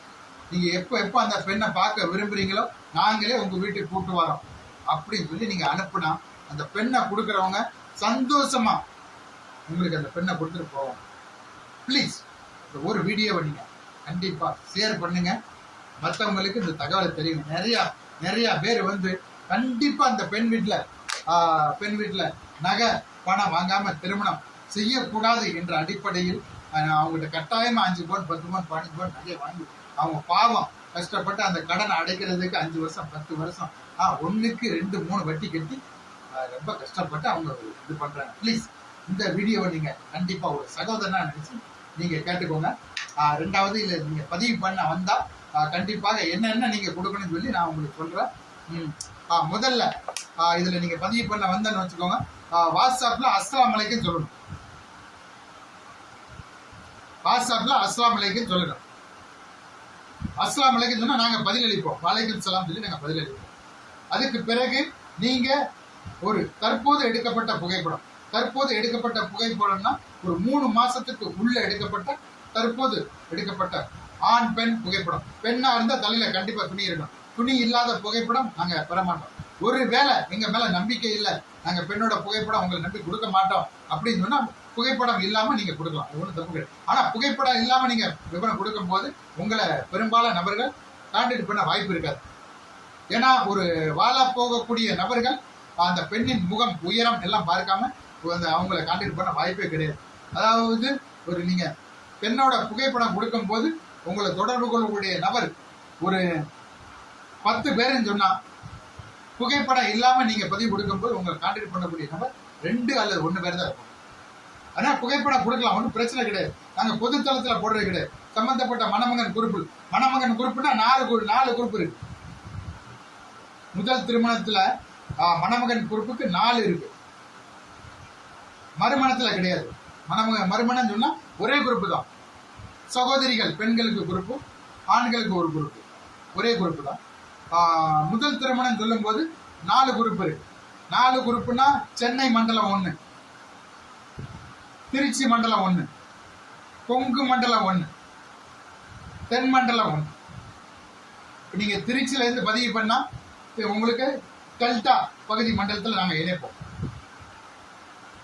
டெல்டா மண்டலத்தில் என்னென்ன பகுதி வருது? திருச்சி, தஞ்சை, திருவாரூர், நாகை, கும்பகோணம், புதுக்கோட்டை, மயிலாடுதுறை, பெரம்பலூர் மாவட்டம். இதே மாதிரி அது சுற்றி உள்ள மாவட்டங்கள் மணமகள் பதிவு அதுல வரும். அடுத்தது கொங்கு மண்டலம். கொங்கு மண்டலம் போது கோவை, திருப்பூர், நாமக்கல், சேலம், ஈரோடு, திருவண்ணாமலை, இது போன்ற கள்ளக்குறிச்சி, இன்னும் ஒரு சில பகுதி அதை சார்ந்துள்ள பகுதிகளுக்குடைய விவரம் அதுல வரும்.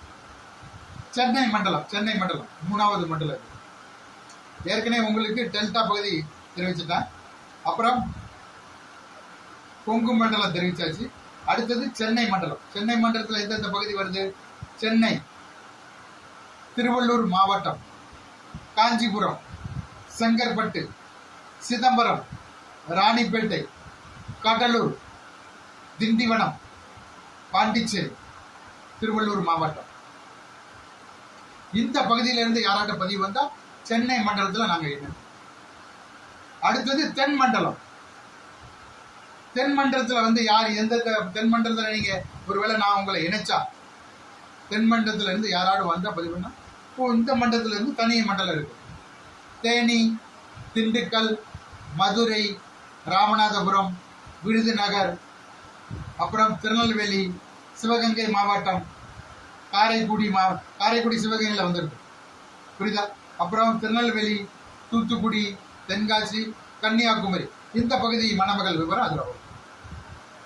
4 மண்டலமா ஏன் பிரிச்சிருக்கோம் சொன்னா, ஒரு பதிவை எல்லா மண்டலம் சொல்லி நம்ம ஒரே இதுல போடும் போது தமிழ்நாடு முழுவதும் உள்ள ஒரே மணமகளை எல்லாரும் கான்டாக்ட் பண்ணும்போது அவங்க வேண்டாம் சொல்லிட்டு ஓடி போயிடுவாங்க. இவ்வளவு போன வருதான் சொல்லி வேண்டாம் சொல்லிட்டு ஓடி போயிடுவாங்க. அதுக்கு தான் தனித்தனி மண்டலமா பிரிச்சு அந்த மண்டலத்துல கொஞ்சம் பேர் இருப்பீங்க, இந்த மண்டலத்துல கொஞ்சம். அப்போ ஒரு பதிவை நாம போடும்போது இப்போ ஒருவேளை சென்னை மண்டலத்துல ஒரு 30 பேர் இருக்காங்கன்னு வச்சுக்கோங்க.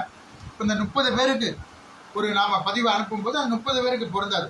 வயசுல அல்லது படிப்புல உயரத்துல ஏதாட்டும் பாகுபாடு இருக்கும்போது இப்போ அதுல இருந்து ஒரு 4-5 பேர் கான்டாக்ட் பண்ணும்போது யாராட்டும் ஒரு நபருக்கு அமைச்சிடும். இதனாலதான் அப்படி பிரிவு வச்சு. புரியுதா? ஒருவேளை நாங்க 500 ரூபாய் கட்டியிருக்கோம், திருச்சி மண்டலத்துல இணைஞ்சிருக்கோம், சென்னை மண்டலத்திலும் எங்களை சேர்க்கணும்னா அதுக்கு தனியா நீங்க பணம் கட்ட. 4 மண்டலத்திலையும் உங்களுக்கு சேர்க்கணும்னா தமிழ்நாடு முழுவதும் உங்களுக்கு சேர்க்கணும்னா 4 மண்டலத்துக்கும் நீங்க தனியா. இது முதல் திருமணத்துக்கு மட்டுமே பொருந்தும். மறு திருமணம் அப்படி கிடையாது. ஏன்னா மறு திருமணங்கிறது அது ஒரு பாவம். ஏற்கனவே வாழ்க்கையை தொலைச்சி நஷ்டம் ஏற்பட்டு ஒரு அடிபட்டு மிதிப்பட்டு அதுல இருந்து மீண்டு அவங்ககிட்ட பதிவு பண்ணும் போது அந்த மண்டலம் இந்த மண்டலம் சொல்லி பிரிச்சு அவங்கள தொந்தரவு பண்ண கூடாது. அதனால அவங்களுக்கு ஒரே குறிப்பு தான் நாங்க வச்சிருக்கோம்.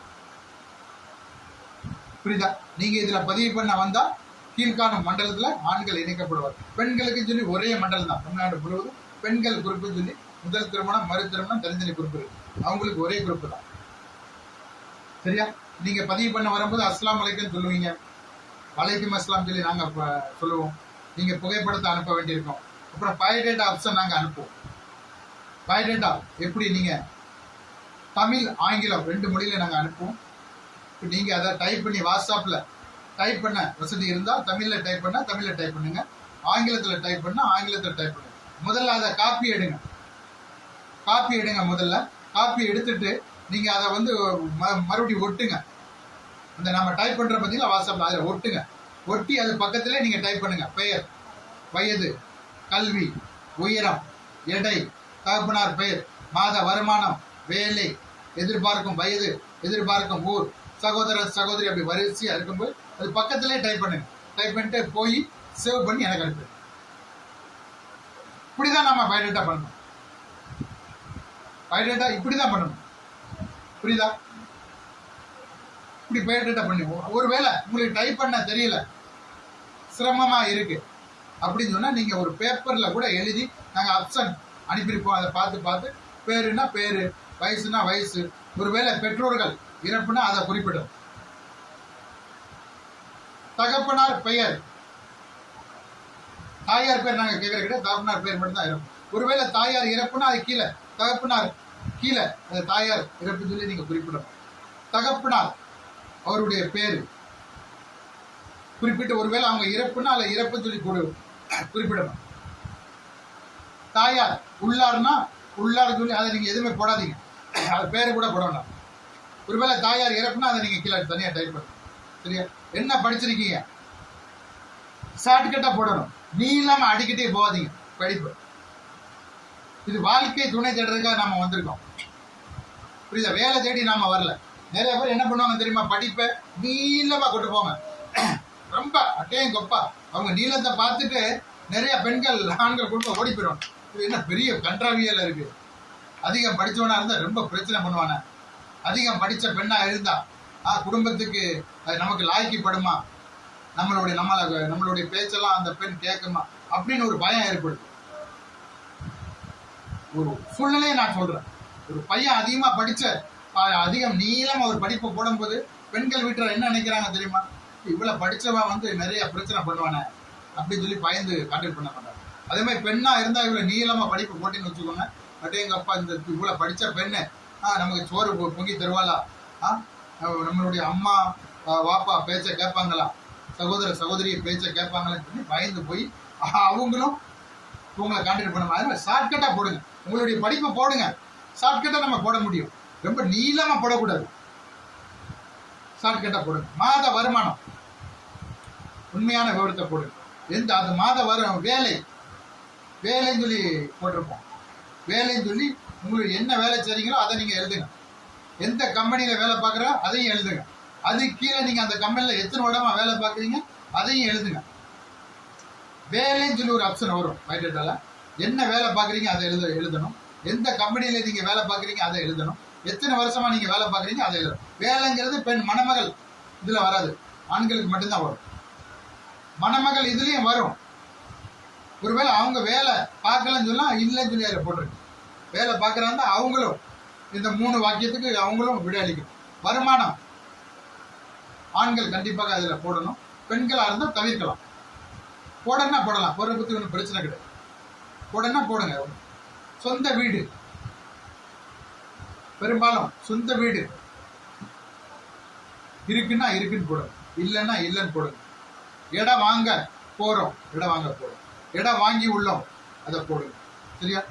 வீடு நாங்க கட்ட போறோம் அதை போடுங்க. ஒத்திகை வீடு அதை போடுங்க. வீடு உள்ளது அதை போடுங்க. சரியா? சுருக்கமா போடுங்க. வீடு உள்ளது. காரு பங்களா இருக்குன்னு சொல்லி அதில் போடாதீங்க. நிறைய பேர் இல்லாதவங்க நிறைய பேர் இருப்பாங்க. இப்போ அவங்களுக்கு ஆத்திரம் மூட்ட செயல்களை யாரும் இதில் பண்ணாதீங்க. சொந்த வீடு சொத்து அப்படின்னு சொல்லி ஒரு ஆப்ஷன் வரும். இப்போ அதில் நீங்க உங்களுக்கு என்ன சொல்லணும் தெரியுமா, வீடு உள்ளது அல்லது வாடகை வீடு அல்லது வீடு இல்லை அல்லது இடம் உள்ளது அல்லது இடம் வாங்க போறோம் அல்லது வீடு வாங்க போறோம் அப்படிங்கிற வாக்கியத்தை நீங்க குறிப்பிடும். சம்பளம் எவ்வளவு வருமானம் அதை போடலாம். பிஎஃப் இருந்தால் கீழே போட்டுக்கலாம், பிஎஃப் உள்ளது. பிடித்தல் உள்ளது அதை போடலாம் கீழே. கண்டிப்பா போடணும் அதை. உங்களுக்கு நீங்க ஏதாவது நிறுவனத்துல நீங்க தொடர்ந்து வேலை செய்யும் போது, இப்போ நான் வேலை செய்யறதுல பிடித்தல் இருக்கு, பிஎஃப்லாம் இருக்கு. இதே மாதிரி உங்களுக்கும் பிடித்தல் பிஎஃப் இருந்தா, மெடிக்கல் இருந்தால் அது கீழே போடுங்க. வருமானம் போட்டு அதுக்கு கீழே பிஎஃப் இருந்தால் அதையும் குறிப்பிடுங்க, மெடிக்கல் இருந்தால் அதையும் குறிப்பிடுங்க. எதிர்காலத்தில் உங்களுக்கு சம்பளம் உயர்ற மாதிரி இருந்தால், இப்போ 30,000 ரூபாய் சம்பளம் கொடுக்குறாங்க, எதிர்காலத்தில் சமீபத்தில் 2 மாதம் 6 மாதத்தில் அவங்க சம்பளம் உயர்த்தி தருவதாக உங்கள்கிட்ட அந்த சம்மந்தப்பட்ட நிர்வாகங்கள் உங்களுக்கு கூறி இருந்தால் 30,000க்கு மேல் சொல்லி கூட நீங்கள் போடலாம். இருங்க, தண்ணி குடிச்சா இன்னும் சாப்பிடலை. நான் அந்த வீடியோ நைட்டு 12:30 பண்ணிட்டு இருக்கேன், இன்னும் நைட்டு சாப்பாடு சாப்பிடல. ஒருத்தன் உறங்காம நைட்டு சாப்பாடு சாப்பிடாம உங்களுக்கு ஒரு வீடியோ பண்ணிக்கிறதுக்கான இந்த வீடியோவை கண்டிப்பாக ஷேர் பண்ணுங்க. கண்டிப்பாக நீங்கள் ஷேர் பண்ணும்போது அதனுடைய நன்மையை எங்கே போய் ஷேர் பண்ணணும்னு சொல்லி நான் உங்களுக்கு கீழே லிங்க் கொடுப்பேன். கண்டிப்பாக அங்கே போய் ஷேர் பண்ணுங்க, நன்மைகள் கிடைக்கும். நமக்காக ஒருத்தன் நைட்டு 12:30 மணிக்கு சாப்பிடாம பச்சை தண்ணியை குடிச்சு உங்க வீடியோவில் 1 மணி நேரம் 1.5 மணி நேரம் பேசிட்டு இருக்காங்க. உங்களுக்காக தான் நான் பேசுறேன், எனக்காக நான் பேசுறேன். பணம் கட்டின எல்லாத்துக்கும் வர அமையணும். நம்மளுடைய சமுதாய மக்கள், நம்மளுடைய மக்கள் பிள்ளைகளுக்கு எல்லாருக்கும் வர அமையணும். நாம உரிய நேரத்துல பிள்ளைகளுக்கு திருமணம் நடந்தால் மட்டுமே சிறுபான்மை மக்கள் என்ற ஒரு குறை போக்கி பெரும்பான்மை மக்களுக்கு இணையாக நாம வர முடியும். மக்கள் தொகை அடிப்படையில் தான் அரசு சலுகைகள், எல்லா சலுகையும் நமக்கு கிடைக்கும். நாம சிறுபான்மை மக்கள், அதனால நமக்கு கிடைக்க வேண்டிய சலுகை எல்லாம் பெரும்பான்மை மக்களுக்கு போயிட்டு. அதனால அவங்க நம்மளோட மற்ற சமுதாயத்தை சேர்ந்தவர்கள் அவங்க 22 வயசு 23 வயசுல திருமணம் பண்ணிடுறாங்க. 24 25 வயசுல குழந்தைகளை பெற்றுறாங்க. அதனால அங்க மக்கள் தொகை ஏறுது, நாம இறங்குது. நாம அப்படி கிடையாது. 28 30 வயசுல வரம் பார்க்க இங்க வாரம், 32 வயசுல குழந்தை பிறந்து. அதனால நம்மளுடைய மக்கள் தொகை உயராம இருக்கு. பாவம், ஒரு பெண்ணா இருந்தாலும் ஆணா இருந்தாலும் குறைஞ்சது 22 வயசுல அவங்களுக்கு திருமணம் நடந்தாலும் அந்த பிள்ளைகள் மகிழ்ச்சி அடைவாங்க. ஏன்னா அதுதான் இளமை. அந்த நேரத்துல தான் அவங்களுக்கு இளமை இருக்கும், ஆர்வம் இருக்கும், ஒரு உற்சாகம் இருக்கும். நீங்க அவங்களுடைய ஆர்வத்தை குப்பை தொட்டியில போட்டு, அவங்களுடைய இளமைய குப்பை தொட்டியை போட்டு, அவங்களுடைய வயசை குப்பை தொட்டியில போட்டு 30 32 வயசு 28 வயசு 27 வயசுல நீங்க அந்த பிள்ளைகளுக்கு திருமணம் சொல்லி வச்சா அல்லாஹ் தாலா மறுமையில உங்கள்கிட்ட கேள்வி எழுப்பும் போது நீங்க கண்டிப்பா பயிர் சொல்லி தான் தெரியும். அதனால இந்த பதிவை பார்த்துக்கிட்டு இருக்க யாருக்கு வயது கடந்தும் இளமை கடந்தும் திருமணம் பண்ணாம வச்சிருக்கீங்களோ அந்த பிள்ளைகளுக்கு விரைவா எங்களை மாதிரி ஒரு நல்ல சேவையை பதிவு பண்ணி அது நிச்சயம் பண்ணி பிள்ளைகளுக்கு வாழ்வை ஏற்படுத்தி கொடுங்க. இந்த பதிவை நான் ஏற்கனவே ஒரு பதிவை நான் சொல்லியிருக்கேன். வரதட்சணை சம்பந்தமான ஒரு பதிவை ப்ளீஸ் நீங்க எனக்கு சப்போர்ட் பண்ணி அதுக்கு நீங்க அந்த பெண் குடும்பத்தாருக்கு ஹெல்ப் பண்ணுங்க. அதே மாதிரி இந்த திருமணம் பண்ணாத பிள்ளைகள் நிறைய பேர் இருக்காங்க. பாவம், அவங்க சமூக வலைதளத்துல நாம குடும்பத்தார் பண்ண மாட்டாங்கன்னு சொல்லி பாவம் அங்கெல்லாம் போய் உரையாடிக்கிட்டு அங்கெல்லாம் வீடியோ போட்டு வராங்க.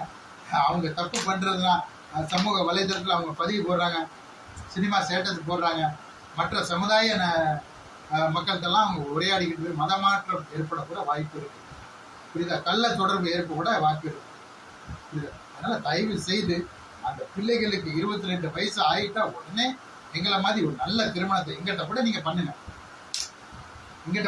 நீங்க எங்கிட்ட திருமண தகவல் மையம் சொன்னால இதுல தமிழ்நாட்டுல ஆயிரக்கணக்கான திருமண தகவல் மையம் இருக்கு. ஆனா அவங்க எல்லாம் ஒரு வருமானத்துக்காக தான் அந்த திருமண தகவல் மையம் நடத்துவோம். இப்ப நாங்க திருமண தகவல் மையம் நடத்துறாங்கன்னா உங்ககிட்ட இருந்து வர்ற வருமானத்தை வச்சு 4 பேருக்கு நல்லது செய்யறோம், 4 பேருக்கு உதவி பண்றோம். அப்போ உங்களுடைய பணம் ஏதாட்டும் ஒரு நல்ல சேவைக்கு போகுது. அதனால தயவு செய்து ப்ளீஸ் இன்னொரு வேண்டுகோள், 3வது வேண்டுகோள், 2 வேண்டுகோளை நீங்க இந்த வீடியோல பார்த்திருக்கீங்க. 3வது வேண்டுகோள் என்னவென்றால், நீங்க யாராட்டும் எங்கேயாட்டும் பதிவு பண்ற இருந்து எங்கிட்ட நீங்க பதிவு பண்ணா அதை வச்சு நாங்க பல்வேறு உதவிகள் எதிர்காலத்துல நிறைய சேவைகள் நன்மைகள் செய்வதற்கு நாங்க முயற்சி எடுத்துட்டு வரோம். அதற்காக நாங்க நீங்க கட்டின பணத்தை நாங்க சேகரிச்சு வரோம். ப்ளீஸ் தயவு செய்து நீங்க இஸ்லாமிய மக்கள் மட்டும், நாங்க இஸ்லாமிய மக்களுக்கு மட்டும்தான் நாங்க பதிவு பண்றோம். இங்க பதிவு பண்றதுக்கு தனிப்பட்ட முறையில மணமகன் குடும்பத்தார் மட்டுமே பதிவு பண்ணணும். ஒரு நபருக்கு பதிவு பண்ணிட்டு ஒரு நபருக்கு மட்டுமே இதுல பார்க்கணும்.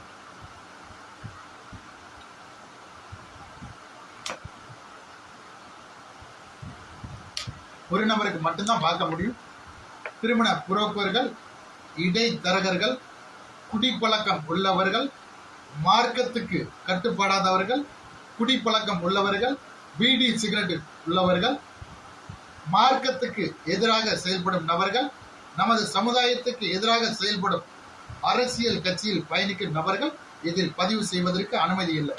இங்கு பதிவு செய்வதற்கு ஆண்களாக இருந்தால் தற்போது எடுக்கப்பட்ட புகைப்படம் நாங்கள் உங்களுக்கு அனுப்பிய பயோடேட்டா ஆப்ஷன் நிரப்பி அனுப்ப வேண்டியிருக்கும். கட்டணம் நான் உங்கள்கிட்ட ஏற்கனவே தெளிவா சொல்லிட்டேன். கட்டணம் ஏற்கனவே உங்கள்கிட்ட தெளிவா சொல்லிட்டேன். அந்த கட்டணம் வசதிக்கு ஏற்ப நீங்க செலுத்தணும். கட்டணம் செலுத்திய ரசீது அதையும் அனுப்ப வேண்டியிருக்கும்.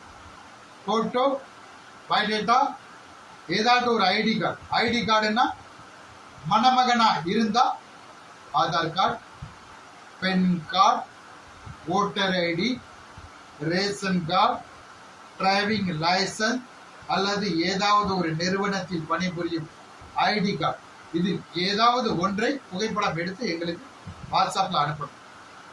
பெண்ணாக இருந்தால் நல்ல கேட்டுக்கணும், பெண்ணாக இருந்தால் பெண்ணின் ஐடி தேவைப்படாது. பெண்ணின் பெற்றோர்கள் தகப்பனார் தாயார் இவங்களுடைய ஐடினா நான் சொல்லியிருக்கேன், Aadhaar card, PAN card, voter ID, இதே மாதிரி ஏதாட்டும் ஒரு ஐடி கொடுக்கலாம். பெண்ணோட ஐடி கொடுக்க வேண்டாம். பெண்ணை பெற்ற ஒருவேளை பெற்றோர்கள் இருவருமே இறப்புன்னு சொன்னா அவங்க சகோதர சகோதரிகள் இதுல வந்திருப்பாங்க, அல்லது மணமகளே வந்திருப்பாங்க. மணமகளே யார், எனக்கு பெற்றோர் கிடையாது, சகோதர சகோதரிகள் கிடையாது, நானே இதுல பதிவு பண்ண வந்திருக்கேன்னு சொன்னா உங்களுடைய ஐடியை கண்டிப்பா நீங்க கொடுக்க வேண்டியது. Aadhaar card, PAN card, voter, ration ஏதாட்டும் ஒண்ணு நீங்க கொடுக்க வேண்டியது.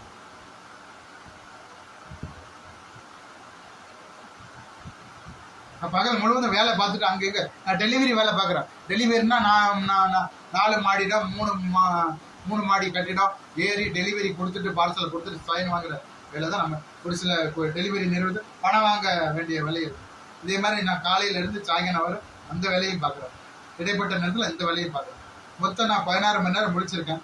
இதுக்கு சொல்லி 10 மணி நேரம் 6 மணி நேரம் வெளியிலேயே நான் வேலை பார்க்குறேன். என்னுடைய சொந்த எனக்கு சொல்லி வருமானம் வேணும். 6 மணி நேரம் வேலைன்னா அங்கே எங்கே வண்டி ஓட்டி 2 வீலர் ஓட்டி மேலே 3 மாடி 2 மாடி 4 மாடி ஏறி இறங்கி எல்லா பில்டிங்லையும் லிஃப்ட் இருக்காது. அப்படி நான் கஷ்டப்பட்டு உழைச்சி தான் அப்புறம் நான் அவங்களுக்கு தண்ணி வீட்டுக்கு வந்த பிறகு தண்ணி கூட குடிக்காம உணவு சாப்பிடாம இந்த வீடியோ நான் போட்டுருவேன். இப்போ அதனால வேர்த்து கூட கெட்டுது. அந்த பசியின் காரணமாக நான் தண்ணியை அந்த 1 லிட்டர் தண்ணியில நான் எப்படியும் 600 கிராம் நான் பிடிச்சிருக்கேன். இந்த 400 கிராம் இந்த வீடியோ முடியறதுனால நான் பிடிச்சிருவேன். இப்போ இப்படிப்பட்ட ஒரு சூழ்நிலையை நான் உங்களுக்கு இந்த வீடியோ பதிவை போட்டுவார். அப்போ நான் எதற்காக இந்த வீடியோ போடுறேன், அதன் வீடியோவோட நோக்கம் என்னன்னு சொல்லி எல்லாரும் புரிஞ்சு வச்சுக்கோங்க, சரியா? மறுபடியும் சொல்றேன், ஆண்கள் இதில் பதிவு செய்ய வந்தால் ஏற்கனவே கட்டண விவரம் நாங்கள் சொல்லிட்டோம்.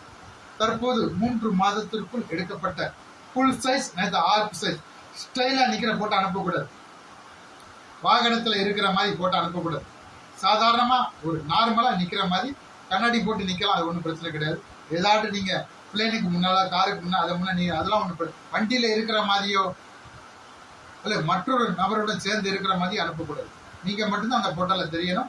நேர நிக்கிற மாதிரி இருக்கணும். வண்டியில நீங்க உட்கார மாதிரியோ நாற்காலியில உட்கார்ற மாதிரியோ மேஜையில உட்கார மாதிரியோ போட்டோ இருக்கக்கூடாது.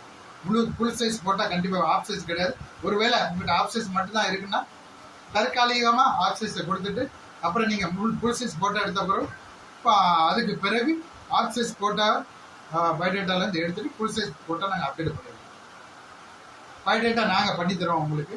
அப்ப அந்த பயோடேட்டா இதுல பதிவு பண்ணக்கூடிய நபர்கள் நீங்க இதுல போட்டோ பயோடேட்டா ஏதாட்டும் ஐடி ப்ரூஃப் பணம் கட்டின ரசீது என்னென்ன கட்டணம் எவ்வளவு கட்டது நான் உங்களுக்கு சொல்லிட்டேன்.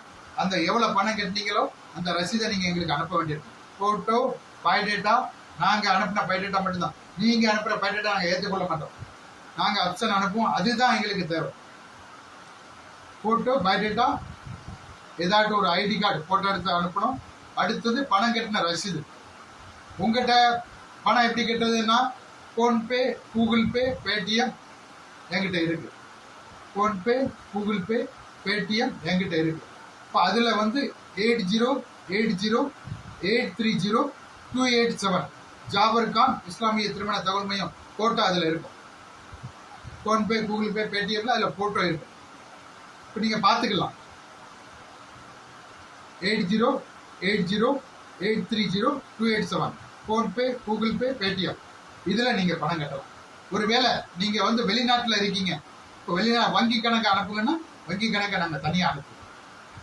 2 வங்கி கணக்கு இருக்கு, அதுல உங்களுக்கு அனுப்பி விடுறோம். உங்களுக்கு எதுல பிரான்ச் எந்த பிரான்ச்னா அதையும் நாங்க அனுப்பி விடுறோம். பதிவு பண்ணக்கூடிய நபர்கள் எல்லாமே ரெடியா இருந்தா மட்டும்தான் இதுல மெசேஜ் நீங்க பண்ணணும். நான் கேட்கிற இந்த லிங்க யாராட்டும் அஸ்லாம் வலைக்கும் வந்தா வலைக்கும் இஸ்லாம் சொல்லி இந்த பதிவு உங்களுக்கு நாங்க அனுப்புவோம்.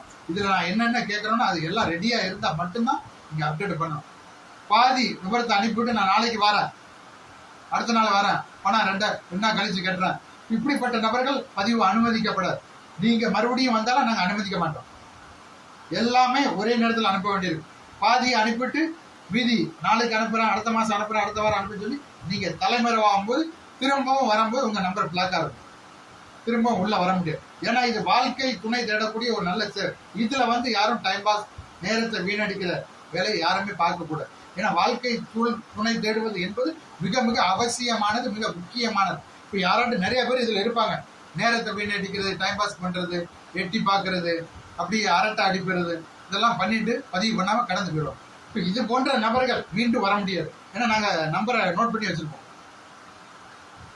இந்த நபர் டைம் பாஸ் பண்ணக்கூடிய நபர், இந்த நபர் பணம் கெட்டாமல் ஓடாமல் தலைமறைவான நபர், இந்த நபர் பாதி விவரங்களை அனுப்பி ஓடியவர் சொல்லி நாங்கள் எழுதி வச்சிருக்கோம், கம்ப்யூட்டரில் டைப் பண்ணிடுவோம். இப்போ அந்த நம்பரில் நீங்கள் ஃபோன் பண்ணாலும் மெசேஜ் பண்ணாலும் எங்களுக்கு அதில் வரும், அட்டன் பண்ணாதீங்க அப்படின்னு சொல்லுவோம். இப்போ அதனால இதில் நான் என்னென்ன சொல்கிறேனோ அதை கேட்டுக்கோங்க. கட்டணம் சொல்லிட்டேன், எப்படி பதிவு பண்ணுறேன்னு நாங்கள் சொல்லிட்டேன். பெண்களுக்குன்னா 2 முதல் 2 மாதம் இலவசம். 2 மாதத்துக்கு பிறகு நீங்கள் பணிக்கிறா இருந்தால் 1500 கட்ட வேண்டியிருக்கும். 1500 கட்டினா இன்னொரு 2 மாதம் நாங்கள் நினைக்கிறோம். வேற ஏதாட்டும் உங்களுக்கு சந்தேகம் இதில் ஏற்பட்டால் நீங்கள் என்கிட்ட கேட்கலாம். வாட்ஸ்அப்பில் பேசி எங்களை பதிவு பண்ணக்கூடிய நபர்கள், பதிவு செய்தவர்கள் எங்களை எப்படி தொடர்பு கொள்றேன்னா வாட்ஸ்அப் மூலம் மெசேஜ் அனுப்பியோ அல்லது குரல் பதிவு அனுப்பியோ நீங்கள் கேட்கலாம். ஒருபோதும் அலைபேசி அழைப்பு, வாட்ஸ்அப் அழைப்பு, வீடியோ கால் அழைப்பு கூடாது. ஏன்னா நான் வந்து டெலிவரி வேலையில் இருப்பேன், ஒருவேளை வண்டி ஓட்டிக்கிட்டு இருப்பேன். அப்போ நீங்கள் வந்து இப்படி ஃபோன் பண்ணும்போது எனக்கு சிரமம் இருக்கும். அதனால அந்த வேலையை முடிச்சு இந்த வேலையை நான் கண்டிப்பாக செய்வேன். டெய்லி இதுக்குன்னு சொல்லி நான் 10 மணி நேரம் ஒதுக்கியிருக்கேன். இப்போ அதனால நீங்கள் ஏதாட்டும் மெசேஜ் அனுப்பினாலும், உங்களுக்கு ஏதாட்டும் சந்தேகம் கேட்கினாலும், ஏதாட்டும் தகவல் அனுப்பினாலும், ஏதாட்டும் நீங்கள் வாட்ஸ்அப்பில் பேசி அனுப்பிவிட்டு நீங்கள் உங்கள் வேலையை பாருங்கள். நாங்கள் ஆன்லைனில் வரும்போது அதை பார்த்துட்டு உரிய ரிப்ளை நாங்கள் பண்ணுவோம். ஃபோன் பண்ணாதீங்க, காலிங் பண்ணாதீங்க, வாட்ஸ்அப் அழைப்பு பண்ணாதீங்க, வீடியோ காலிங் பண்ணாதீங்க, ஒருவருக்கு பதிவு பண்ணிட்டு இன்னொரு நபருக்கு ஃபார்வர்டு பண்ணாதீங்க. நாங்கள் குரூப்பில் ஃபோட்டோ, பெண்ணோட ஃபோட்டோ போட்டு அந்த குரூப்லேருந்து நீங்கள் வெளியே எடுக்கக்கூடாது. பெண் வீட்டாருக்கும் அனுப்பக்கூடாது, யாருக்கும். அது ஒரு பார்வைக்கு மட்டும். இந்த பெண் இப்படி தான் இருப்பாங்க, அதை பார்த்துட்டு கடந்து பயோடேட்டாவை காட்டி தான் அங்கே பேசணும். பயோடேட்டாவை காட்டி தான் பெண் வீட்லேயோ ஆண் வீட்லேயோ நீங்கள் பேசணும். ஃபோட்டோ வந்து அது அங்கேயே குரூப்பில் இருக்கும். ஃபோட்டோ உங்களுக்கு பெர்மிஷன் நாங்கள் மற்றவங்களுக்கு காட்டுன்னா என்கிட்ட பெர்மிஷன் கேட்டு தான், அல்லது பெண் வீட்டார்கிட்ட பெர்மிஷன் கேட்டு தான் நீங்கள் அதில் வெளியில் அண்ணனுக்கோ அல்லது தம்பிக்கோ இல்லை சகோதரிக்கோ இந்த ஃபோட்டோ நாங்கள் காட்ட விரும்புகிறோம் அப்படின்னு சொன்னால் சம்மந்தப்பட்ட பெண் வீட்டார் அல்லது என்கிட்ட கேட்டு தான் நீங்கள் வெளியில் எடுக்கணும். அது வரைக்கும் நீங்கள் பார்க்குறதுக்கு மட்டும்தான் அந்த குரூப்பில் ஃபோட்டோ. ஏன்னா ஒருவேளை நீங்கள் அந்த பெண்ணோட ஃபோட்டோ வெளியே எடுத்து அங்கே இங்கே அனுப்பி கடைசியில் நீங்கள் அந்த பெண்ணை வேண்டாம்னு சொல்லும் போது இந்த ஃபோட்டோ உங்கள் கிட்ட இருக்கும். அதே மாதிரி பெண் வீட்டார் இதில் பதிவு செய்யக்கூடிய பெண் வீட்டார், பதிவு செய்த பெண் வீட்டார் தயவு செய்து எங்கிட்ட நீங்கள் புகைப்படம் கொடுத்தீங்க மாட்டீங்களா அதை மட்டும்தான் நீங்கள் அவங்களுக்கு நீங்கள் காட்டணும். வேற புகைப்படம் எங்கள் அனுமதி இல்லாமல் யாருக்கும் கொடுக்கக்கூடாது. ஏன்னா வெளியே சேராகக்கூடாது, வெளியில் சேராக வாய்ப்பு இருக்கு. அதனால நான் எங்கிட்ட நீங்கள் ஒரு புகைப்படம் கொடுக்கும்போது வெளியில் சேராக வாய்ப்பு கிடையாது. ஏன்னா அந்த புகைப்படம் மேலே நாங்கள் வந்து அந்த எங்களுடைய சீல் இருக்கும், இஸ்லாமிய திருமண தகவல் அதில் இருக்கும், ஐடி நம்பர் இருக்கும், என்னுடைய ஃபோன் நம்பர் இருக்கும். அதனால ஷேர் பண்ண முடியாது. யாராட்டும் ஷேர் பண்ணால் உடனே எனக்கு ஃபோன் வந்துடும். நீங்கள் கொடுக்குற புகைப்படத்தில் அப்படி இருக்காது, எதுவுமே இருக்காது. இப்போ அதனால பெண் வீட்டார் எங்களை கேட்காம என்கிட்ட நீங்கள் கொடுத்தீங்களா அந்த புகைப்படம் தான் அவங்களுக்கும் நாங்கள் பரவிட போனோம். இருந்த போது வேறு புகைப்படம் தேவை அப்படின்னு சொன்னால் பெண் வீட்டார் வீடியோ காலிங் பண்ணி ஆண் வீட்டாருக்கு நீங்கள் காட்டலாம். எல்லாமே ஓகே. பெண் பார்க்கறதுக்கு நீங்க போறீங்க, அதுக்கு முன்னால நீங்க செய்ய வேண்டிய வேலை என்னன்னா பெண்ணை வீடியோ காலிங் பண்ணி பார்த்துக்கணும். பிடிச்சிருக்கான்னு சொல்லி அங்க போய் நெட்டையா இருக்காங்க, குட்டையா இருக்காங்க, கருப்பா இருக்காங்க, அப்படி புள்ளி இருக்கு, கன்னத்துல புள்ளி இருக்கு அப்படின்னு சொல்லி அவங்கள வேண்டாம்னு சொல்லாதீங்க ப்ளீஸ் ப்ளீஸ். ஏன்னா அந்த பெண்ணோட மனசு பாதிக்கும். ஏன்னா நீங்க மட்டும் வேண்டாம்னு சொல்லாம இன்னும் உங்களுக்கு முந்தைய நபர்கள் யாராவது 1-2 நபர்கள் வேண்டாம்னு சொல்லி போயிருந்தா திருமண வாழ்க்கையிலே அந்த பெண்ணுக்கு ஒரு சிரமம் ஏற்படும். கல்யாணம் பண்ணான வேண்டாம்ங்கிற ஒரு சூழ்நிலைக்கு அவங்க வருவாங்க. அவங்க வர்றதுக்கு நீங்க காரணமா ஆகாது. அதனால அங்க போய் பார்த்து நீங்க பிடிக்குன்னு சொல்ற விட ஒரு முறை நீங்க வீடியோ காலிங் பண்ணி இந்த பெண்ணை காட்டுங்க அப்படின்னு நீங்க. அதே மாதிரி இந்த பையனையும் அவங்க பார்த்துக்கோங்க, பையனையும் பெண் வீட்டார் பார்த்துக்கோங்க, இந்த பெண்ணையும் ஆண் வீட்டார் பண்ணி பார்த்துக்கோங்க.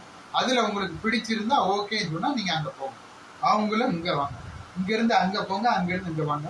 கடைசியில குடுக்கல் வாங்கல் ஏதாவது இருந்தா அந்த பெண் பார்க்க போறதுக்கு முன்னக்கூட்டி நீங்க கேட்டுக்கோங்க. அவங்க அவங்களால கொடுக்க ஏற்கனவே இது சம்பந்தமா நான் முன்னால சொல்லியிருக்கேன், அதை பின்பற்றுங்க. இருந்தாலும் நாங்க பின்பற்ற மாட்டோம். நாங்க என்ன நினைக்கிறோமோ அதை தான் நாங்க செய்வோம். இஸ்லாத்துக்கு கட்டுப்பட மாட்டோம், மார்க்கத்துக்கு கட்டுப்பட மாட்டோம், அல்லாவுக்கு பயப்பட மாட்டோம்னு சொன்னா நாங்க இவ்வளவு அமௌண்ட் வாங்கி தான் நீங்க திருமணம் பண்றோம். அது நீங்க மறுமையில பயிர் சொல்லிக்கோங்க. இருந்தாலும் குடுக்கல் வாங்கல் முன்கூட்டியே செல்பேசி மூலமா நீங்க கான்டாக்ட் பண்ணி பேசி, அதுக்கு அவங்க சமைச்சாலோ நீங்க சமைச்சா மட்டும்தான் பெண்ணை பார்க்கறதுக்கும் ஆணை பார்க்கறதுக்கும் போங்க. மீண்டும் ஒரு வீடியோவில் சந்திப்போம். அஸ்ஸலாமு அலைக்கும். இஸ்லாமிய திருமண தகவல் மிகும் ஜாபர் கான். அஸ்ஸலாமு அலைக்கும்.